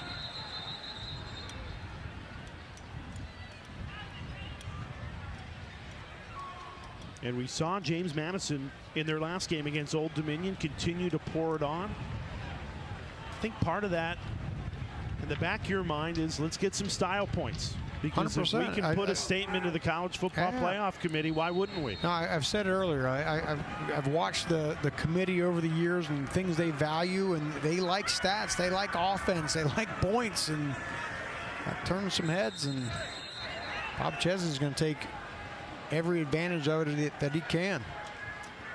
You can see the wind here. It's the second time in a row. They'll have to bring a holder out now. Well, we've said it throughout the night, but wind gusts up to 35 miles per hour here in Texas tonight. I feel like it hasn't really affected JMU, though, right? I mean it did on that first drive, but they settled in very quickly. And that was it. But other than that, hasn't affected them.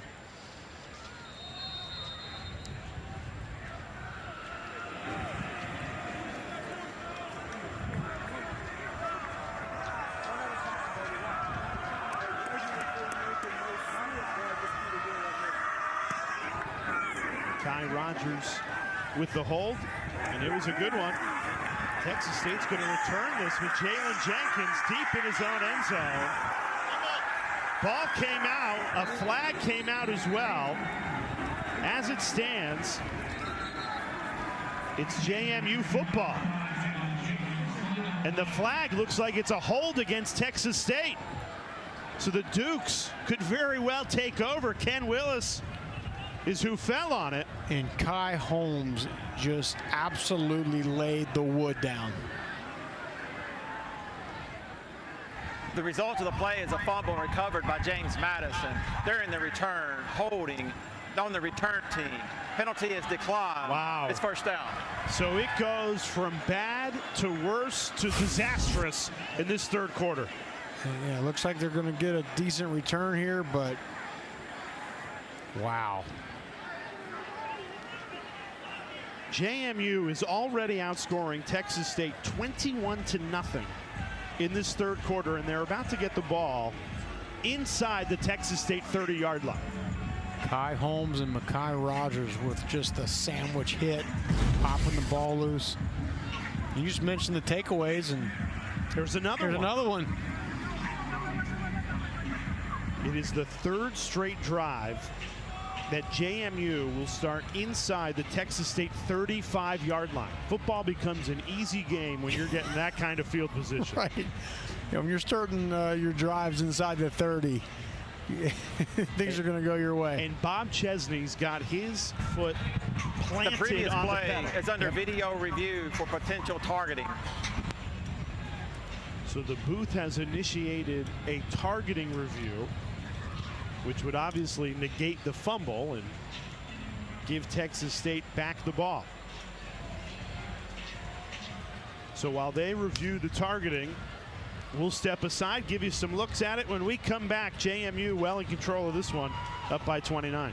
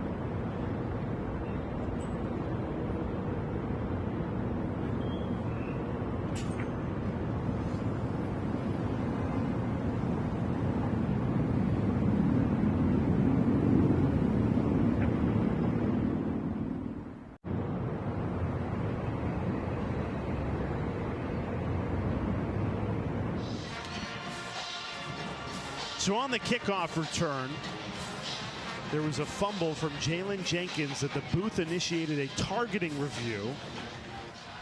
And I think this is unfortunate because Kai Holmes basically pinballs the returner into Mekhi Rogers, who then hits him with his helmet.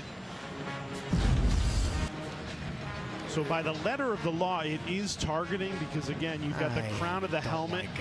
I don't like that call. That kid gets kicked out of a game for a literal bang-bang play. You're right. I mean, by the letter of the law, it's targeting, but you know, so I know you're not the biggest fan of European soccer, but I'm going to go on a limb here for an analogy you might understand. I'm waiting for this. I want to know where you're going. When there's a handball in the box, if it's really close, like within a foot, they say even though it did hit his hand, it's inadvertent, so it shouldn't be a handball. Maybe that should be adopted with the targeting. You lost me. I don't know. I'm just kidding. I'm just saying, if it's within a yard like that, right? Because he gets pinballed into his path. But I've done this before. You know what I mean? Like it's such a bang bang play. I just hate a guy gets kicked out of a game for this. If that's in. And Rocky, for those that don't know, played 8 years in the NFL at linebacker, but also running down on kickoffs. Ran down on my fair share of kickoffs. And that's why you feel for Rodgers, because technically he did everything that he was supposed to. He filled his lane, he got to the ball. Yeah, and was, you know, lined up for the right thing, but After just video boom, boom. review, personal foul. Look at Chesney. Targeting on the kicking team, number one. Number one is qualified. The holding on the return will be enforced. I think Chesney agrees with me on that. Ball, first down. And most importantly, it negates a fumble, right? So it was JMU ball at the 28-yard line, and now that look says it all from Bob Chesney. Yeah, that look right there is And if you have not been with us since the beginning, Bob Chesney has been giving those looks to the officiating crew since kickoff. Which is a little bit uncharacteristic, because he's usually kind of a stoic guy. And very positive. Very positive. Hey, not let things affect us, but he has been in the ear of the officials all night tonight. So Texas State, because of the hold, the ball goes back to the 10-yard line. And here's another thing, you know, is Texas State is trying to get back in this game down 29. Chris Dawn, I don't think has taken a second half snap. He's one of their best wide receiver targets. He's on the sideline right now. Doesn't even have his helmet in his hand.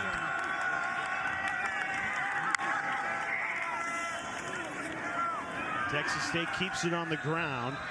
You know, Brad Jackson, the redshirt freshman quarterback, who's been outstanding this season for the Bobcats, despite the record, he has been a bright spot. Coming into tonight, he only had 2 interceptions on the season. But tonight, he has thrown 3 against his James Madison defense.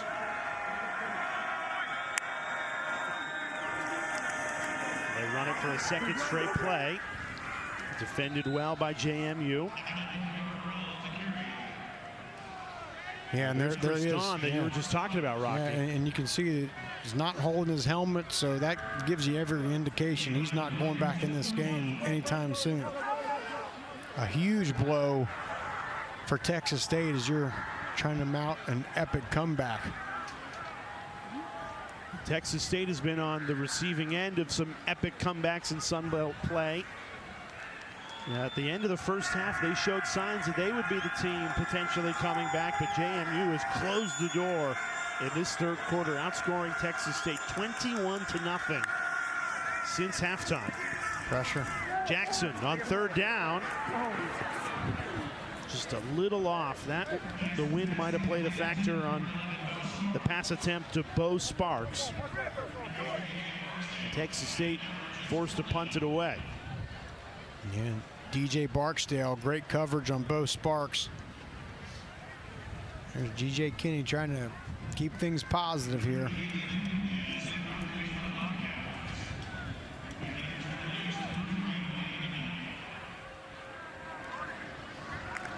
Nunez punting at his own goal line. Wayne Knight awaits the punt. Line drive punt. Knight doesn't go near it, and it's another short field for this James Madison offense. Okay, so let's take a look at the All-State playoff predictor. The metrics don't love James Madison, considering they're a one-loss team, and the one loss is against Louisville. And I think it factors in that the Sun Belt just wasn't that strong in non-conference play compared to the American, who's got the 4 top teams. I just wonder if JMU is getting punished. You know, they had a 14-7 win over Georgia State, who's a 1-7 team. You know, I think that maybe factors in.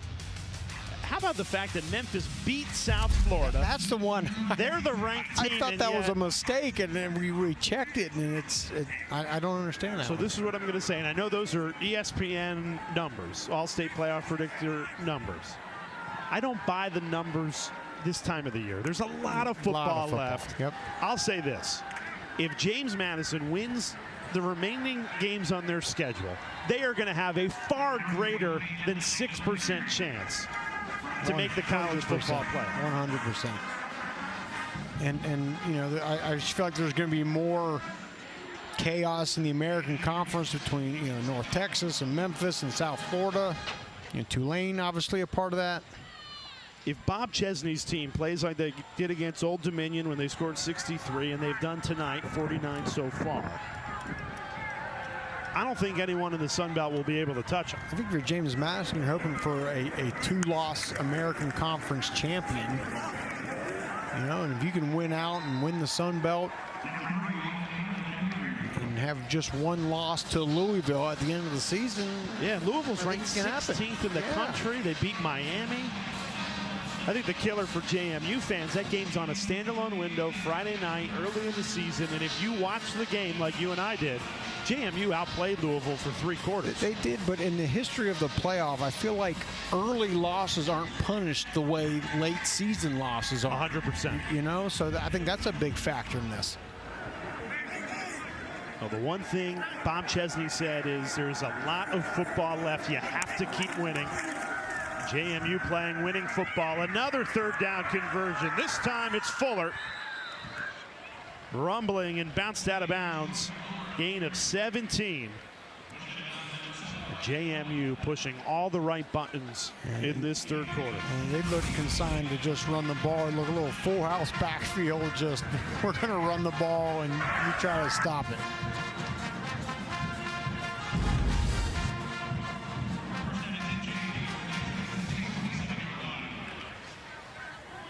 Wayne Knight back in the game for Fuller.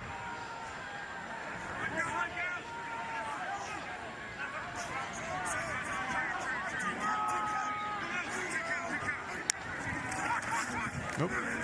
Barnett keeps it himself.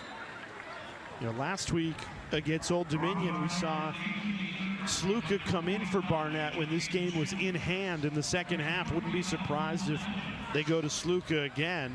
Yeah, Barnett, a player that tore his ACL a year ago. He looks 100% full go, but if you know you're going to win this game, there's no reason to put extra wear on those tires. Yeah, I think JMU, the plan would be to just run the ball, get another score here, and then in the 4th quarter, might be time to see Matthew Sluka. This is his 4th career game with 5 or more touchdowns. And his 2nd straight. He had 6 in that ODU matchup. And JMU is just a complete team. I mean, we see the offensive output, talked about the defense, also special teams. I mean, they've run 2 fake punts this year. They've blocked a field goal against Louisiana. They down punts inside the 5. It's just a total team effort, all 3 phases. They've been loving this formation on this drive with 3 in the backfield plus Barnett. In football, you've explained it to me, Rocky, sometimes it's an easy game. You get +1 in the box, you usually get positive yards. And especially now, you're riding the momentum. And football is such a momentum game, as everyone knows. And you just sense that this Texas State defense, they came in energetic, they made some good plays early. But, you know, now inside their heads is like, oh, God, here we go again.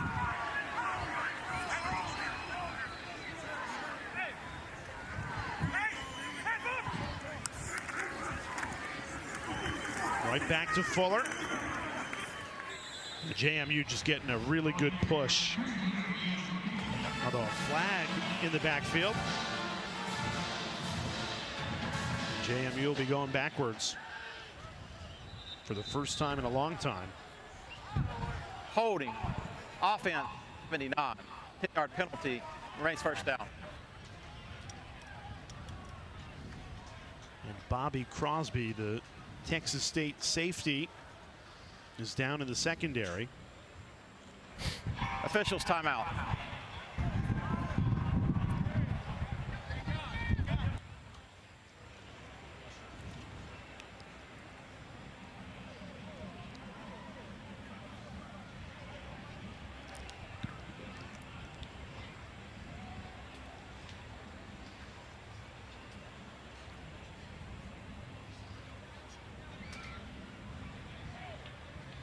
Crosby, the 5th-year senior from Fort Lauderdale, Florida.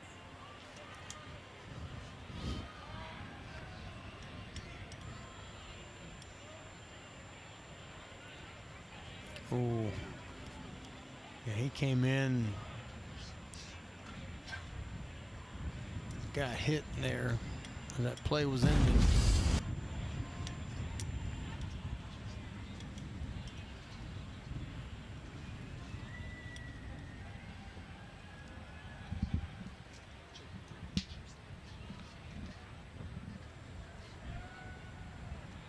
He ran into his teammate Chase Davis. You see all his bringing the board out. fellow teammates taking a knee.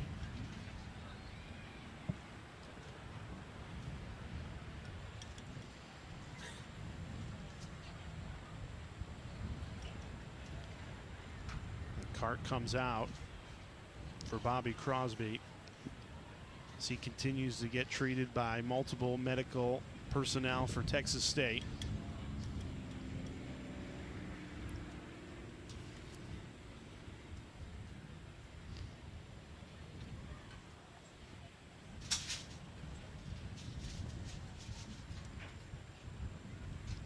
We'll step aside as Crosby continues to get treatment here.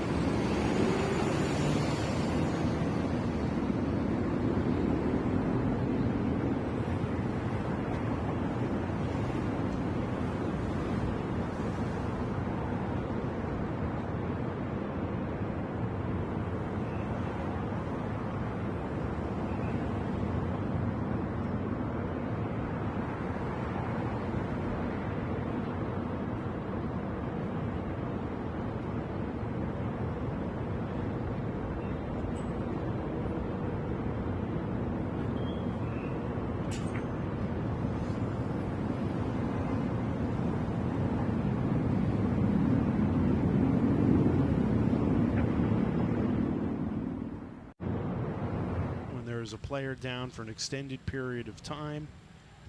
That is Bobby Crosby, fifth-year senior safety, who's been attended to by Jeremy Cobb, the head football athletic trainer, and his terrific staff.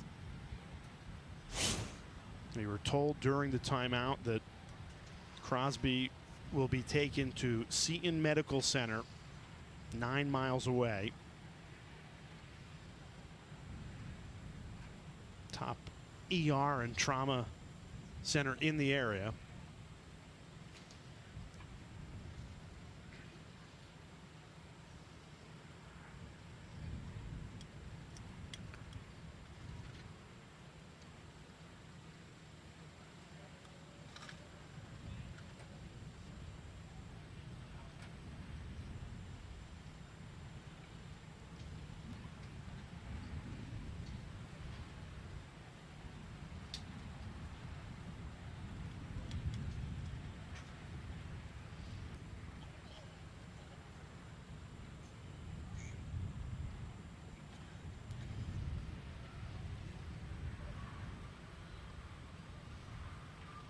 Head coach G.J. Kinney and all of Bobby Crosby's teammates have not moved since taking that knee shortly after Crosby went down and got attended to.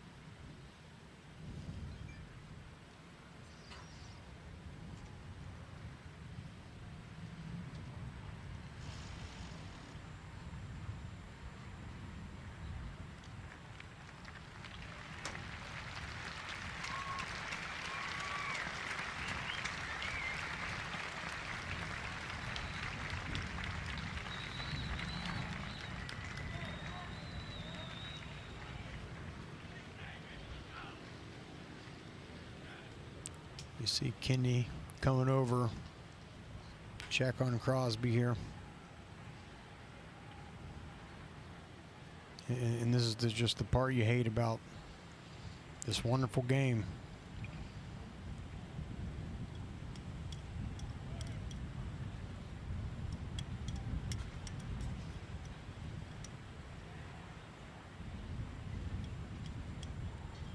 You see Kinney giving the thumbs up there over to the James Madison sideline, and both benches have completely cleared here in support of Bobby Crosby.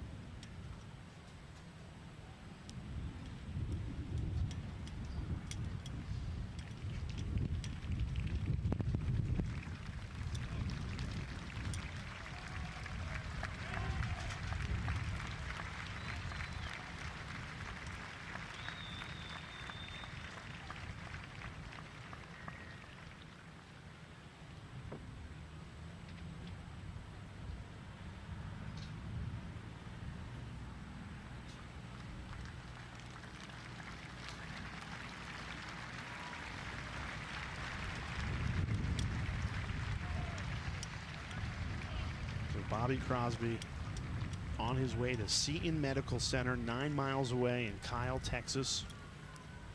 So many people working in unison, led by head football athletic trainer Jeremy Cobb, to do their job to make sure that Crosby is taken care of in a heartbreaking moment. Yeah, we'll say some prayers for Bobby Crosby here. Great player, great young man, 5th-year senior. And now the hard part, as well as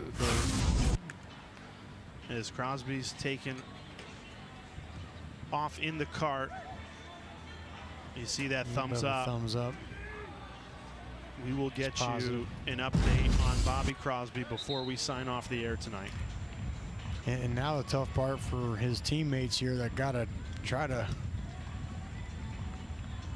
put that out of their heads and come back and play a whole nother quarter of football.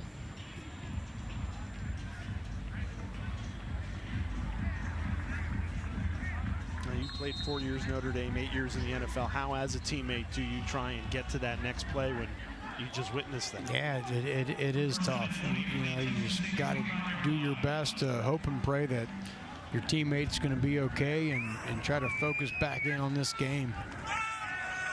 Very tough to do. Easier said than done for sure.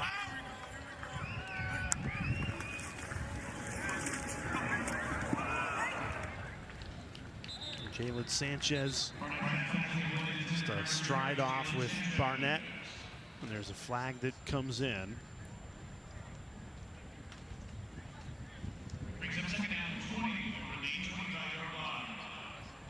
Ineligible player downfield. Offense, number 60, 5-yard penalty, remains first down.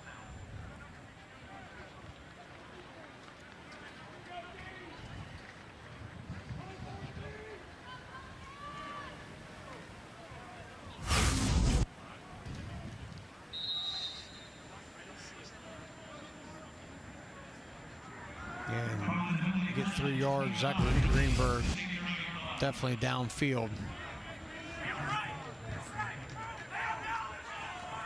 Well, James Madison, after they put in a dominant third quarter, outscoring Texas State 21-0 since halftime.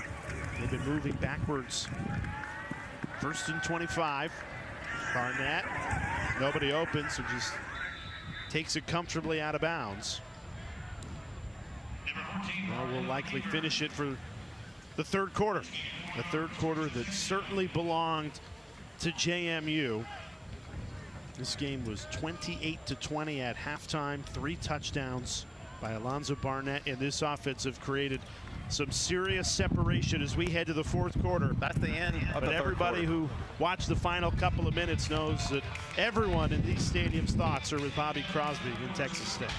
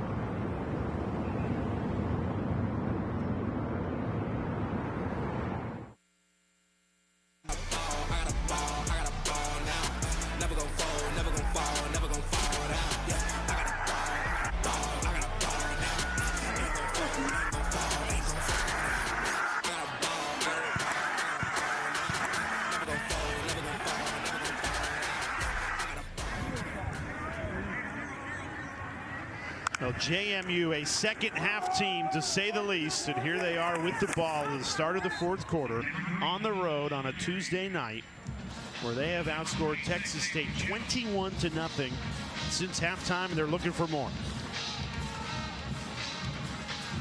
Rocky Boyman, Jay Alter with you. And that's what the JMU offense has done. The JMU defense in second halves this season, they have now 8 straight quarters without allowing a single point. The last point scored in the second half was in the third quarter against Georgia Southern, all the way back on September 27th. Been more than a month without letting up a second half point. Barnett slings it over the middle. It's caught. That's Jaylon Sanchez, his first grab of the night. Well short of the sticks, and the Dukes will settle for a field goal attempt, try and increase their lead to 32.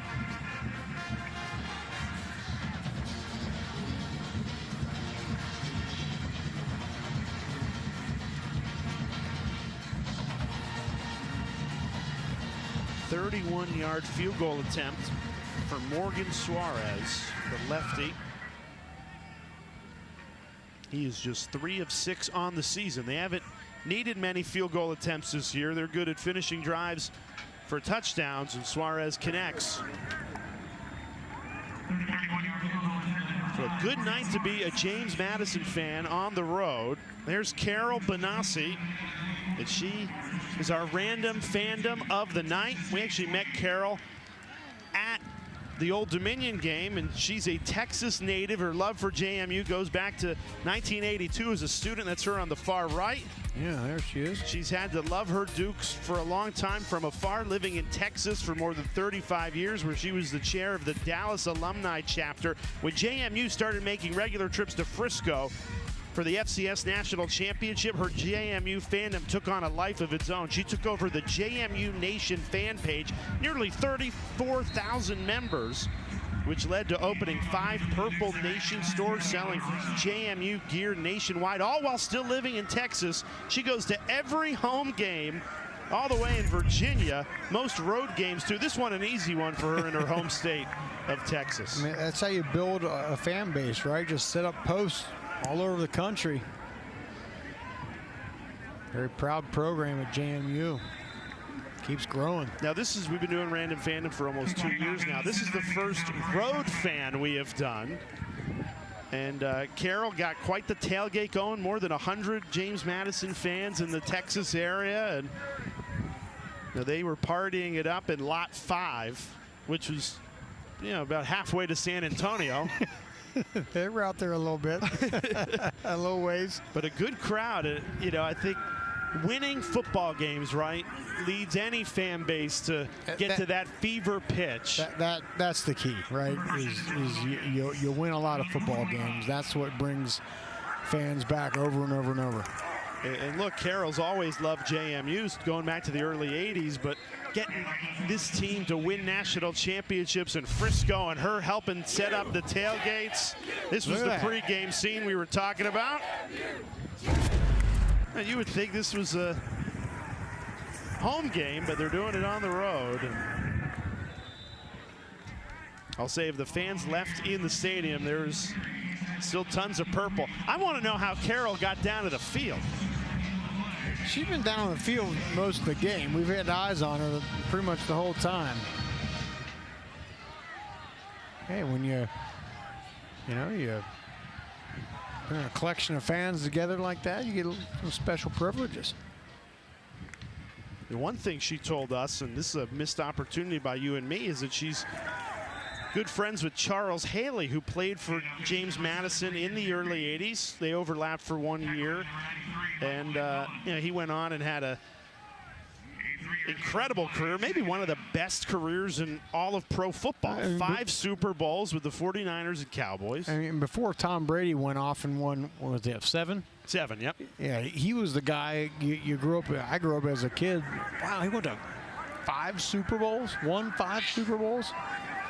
Well, that career started at JMU, and he was here hanging out with Carroll and a bunch of JMU alumni, but we were hoping they were going to swing him through the booth, but he never made it our way. What a dominant player. An interesting cat, too, if you've seen any of the documentaries on him, but proud JMU alum.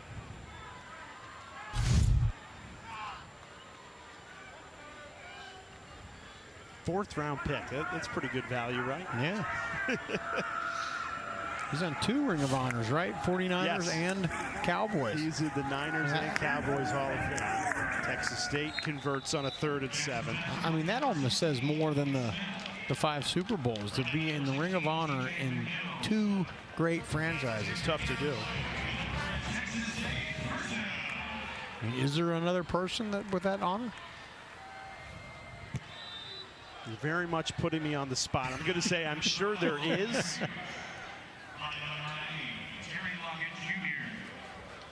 We're on it. Texas State still battling here, down by 32. Redshirt freshman quarterback Brad Jackson. He's got a bright future in front of him. These 4 games that have likely all resulted in losses in Sun Belt play is not going to define that young man's career.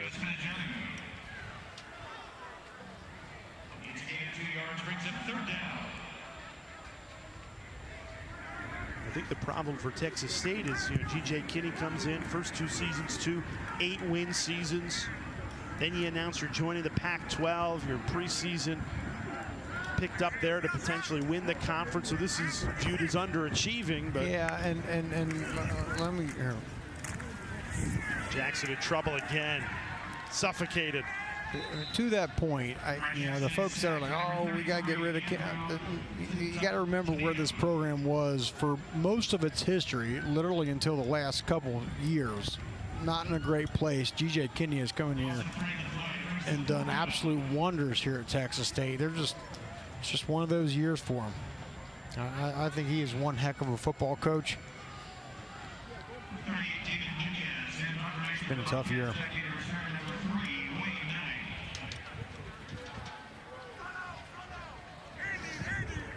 You thought this could be the one, right? At home on a Tuesday night.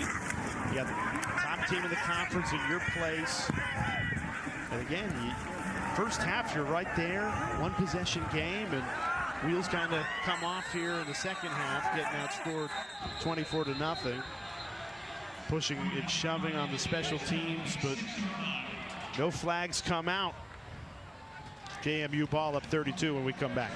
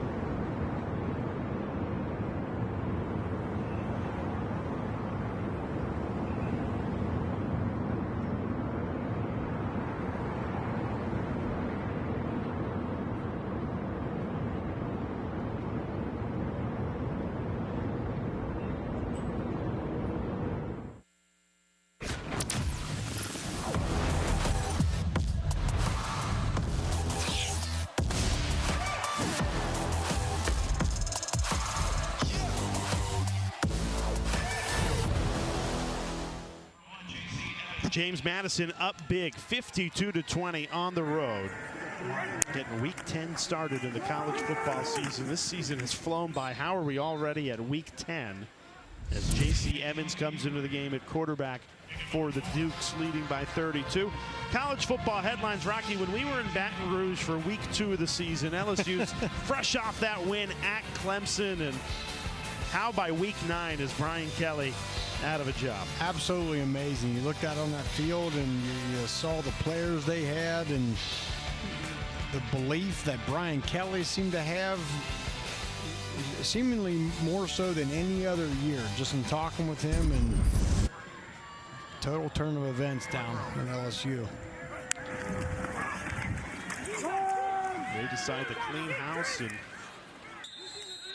in a very competitive year to look for a college football coach too. We've seen so much turnover already. I'm sure there's going to be more to come. And I'll tell you one man whose phone is certainly going to ring in the next month, and that's James Madison head coach Bob Chesney. With all the openings and all the success that he has had, not just at James Madison, but just throughout his career. 16th year as a college head coach, going from Division III at Salve Regina to Assumption College, Division II, Holy Cross, FCS. He has won at every level, much like his predecessor, Curt Cignetti. Blown up in the backfield there. James Madison's gone to the backup quarterback, J.C. Evans, who let Collins shoot in there for a loss of 6. There's Chesney.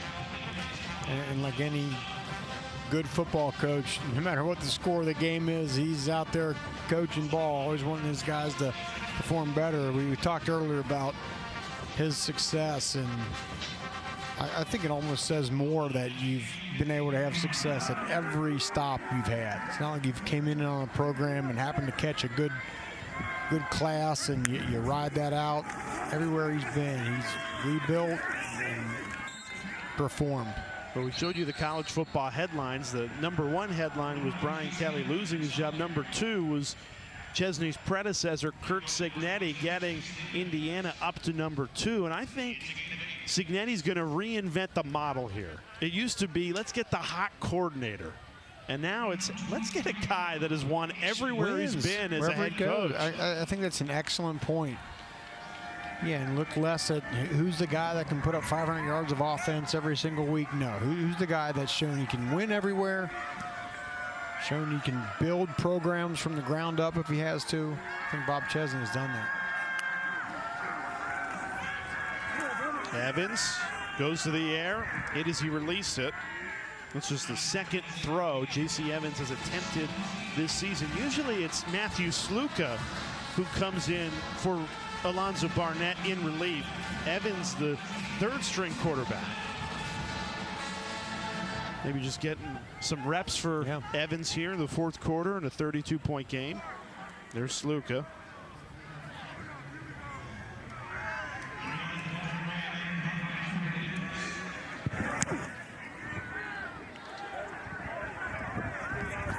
Fair catch called for, and did a nice job to hold on, DJ Taylor.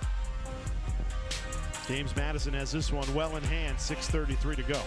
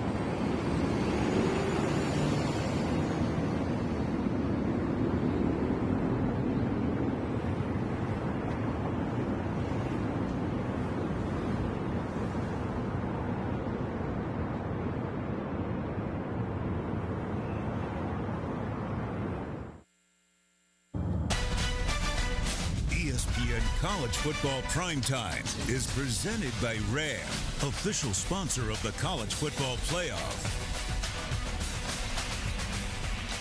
Tuesday night to kick off week 10 of the college football season, and it has been all James Madison in this second half. The Dukes trying to make a playoff push, up 52-20. As we're talking playoffs for college football, early season NBA doubleheader tomorrow night.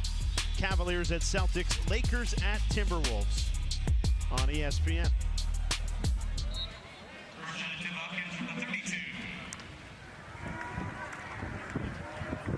Texas State has gone to the backup quarterback. Brad Jackson is out of this game. Holden Guriner, the redshirt junior from Savannah, Georgia, transferred in from Auburn. And this is Guriner's first action of the season.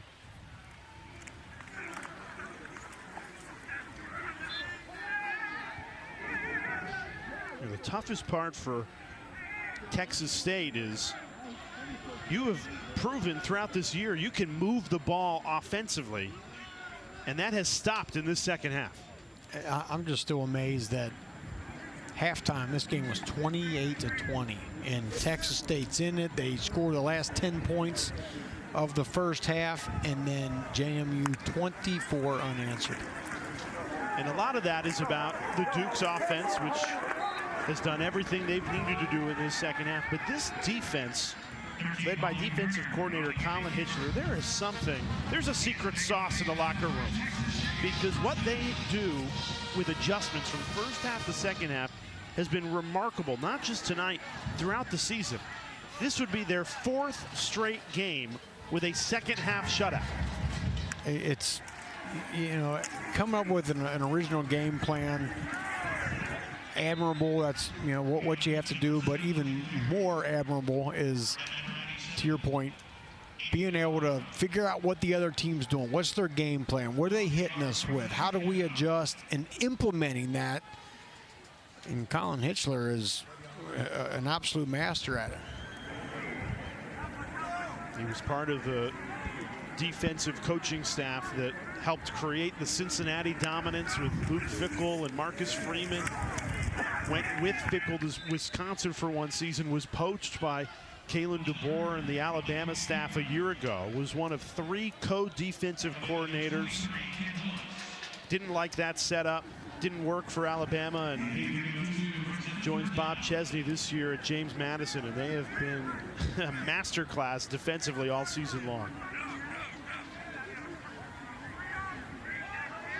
And this is the first game where an opponent has put more than 300 total yards on them. And that's just part of the way Texas State plays. Hitchler knew it was going to be tough to keep that streak intact. They've held them to 352, but in the second half, they've completely shut them down. This would be 9 straight quarters with a shutout in the second half. And there's Hitchler. And to your point, this is an offense that scored, or excuse me, put up 500 yards of offense the last 3 games, and holding them at this point under 340. Pretty good. What's amazing about the Hitchler-Chesney relationship is it goes back to 2010 at Division III football at Salve, Virginia. It was Hitchler's first college job, and they reunite 15 years later to put together one of the most dominant defenses in all of college football. Second half shutout is intact. 3:49 to go for JMU to run this clock down.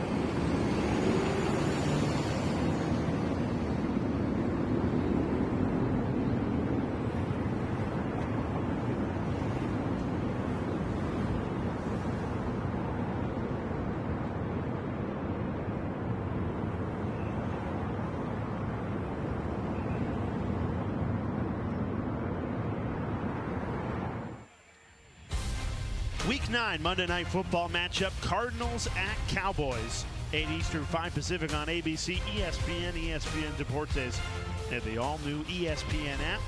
Peyton and Eli Manning have you covered with the Manning Cast on ESPN2. Earlier tonight, we were talking about Cowboy Hall of Famer Charles Haley, who started his prolific Hall of Fame career with James Madison in the early 1980s. You said, Rocky, is he the only NFL player to be in 2 Ring of Honors? And you did win a Super Bowl with a guy named Peyton Manning. Well, he's in the Colts and the Broncos. Officials timeout. Yep. Smoke Collins down after the play.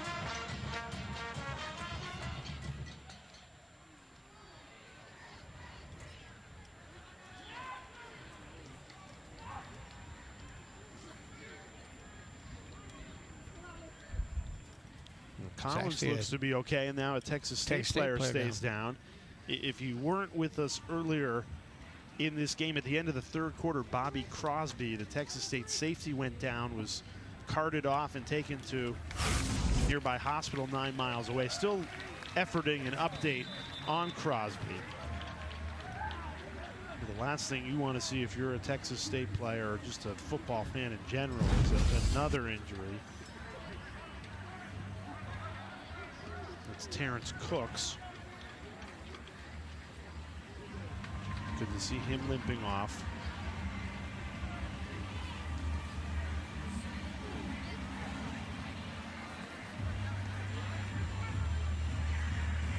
The last update we have on Bobby Crosby is taken to Seton Medical Center in nearby Kyle, Texas, 9 miles away. We saw him with his eyes opening up, and he did give the thumbs up going off the field. I would love to give you an update, and we will before we sign off the air on this Tuesday night. A game that definitely the headlines will read: James Madison domination in this second half on both sides of the ball.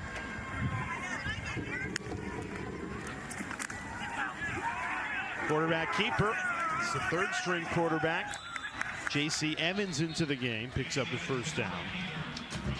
JMU is just the 3rd team this season to score 50+ in consecutive conference games. The other 2 being North Texas and South Florida. 2 teams also fighting to get into the college football playoff.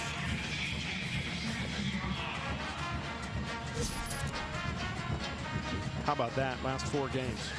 And we talked about this earlier. I mean, beginning of the season, the defense really leading the way, and certainly still doing a great job. But now these last couple weeks, this offense put up 62 last week, and so far 52 tonight. 2-minute timeout. JMU takes it down to the 2-minute timeout. An impressive road performance to stay perfect. It's Sun Belt play.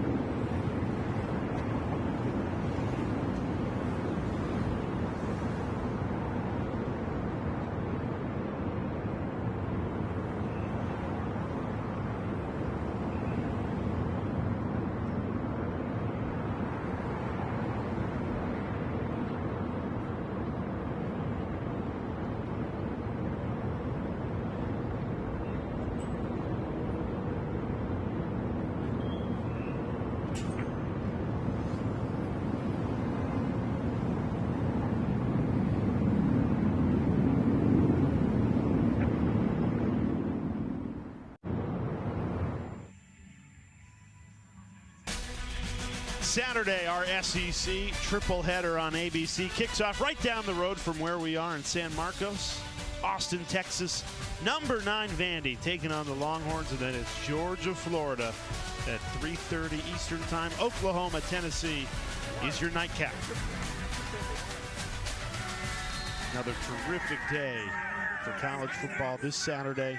SEC on ABC. How is it already week 10 of the college football season? It's November here in a couple days. It's wild.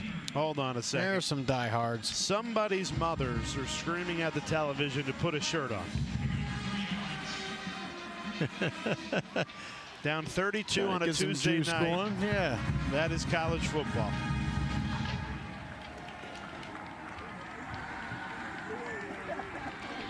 It started with that guy right there, and he's now we got 5 more of them. coming. There's 5. No. Yeah, now he's going too. All right, you know now what? we're talking. I'm doing Let's it, go. Rocky. No. Please, please.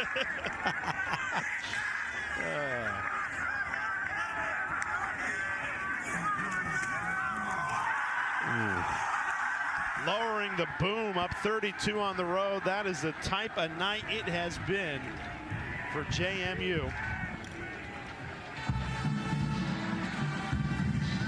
This craziness continues. That was Trayshawn Dye. He is listed as a linebacker. Running the football. Getting a carry, man. On the road, up 32. The headline coming out of this game is James Madison is for real, and they are going to make a college football playoff push. They have left no doubt the last 2 weeks. 63-27 against Old Dominion, now 52-20 on the road against Texas State.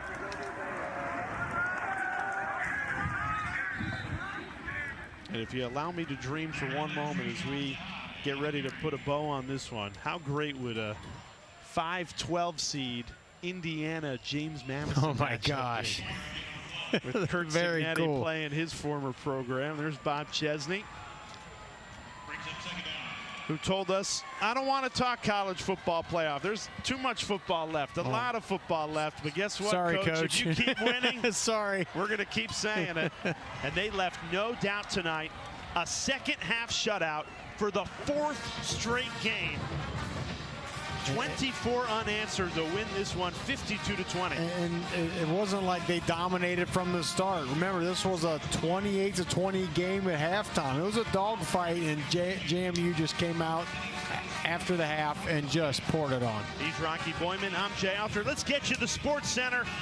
It was hockey night on ESPN. We'll get plenty of hockey highlights, I'm sure. So long from San Marcos.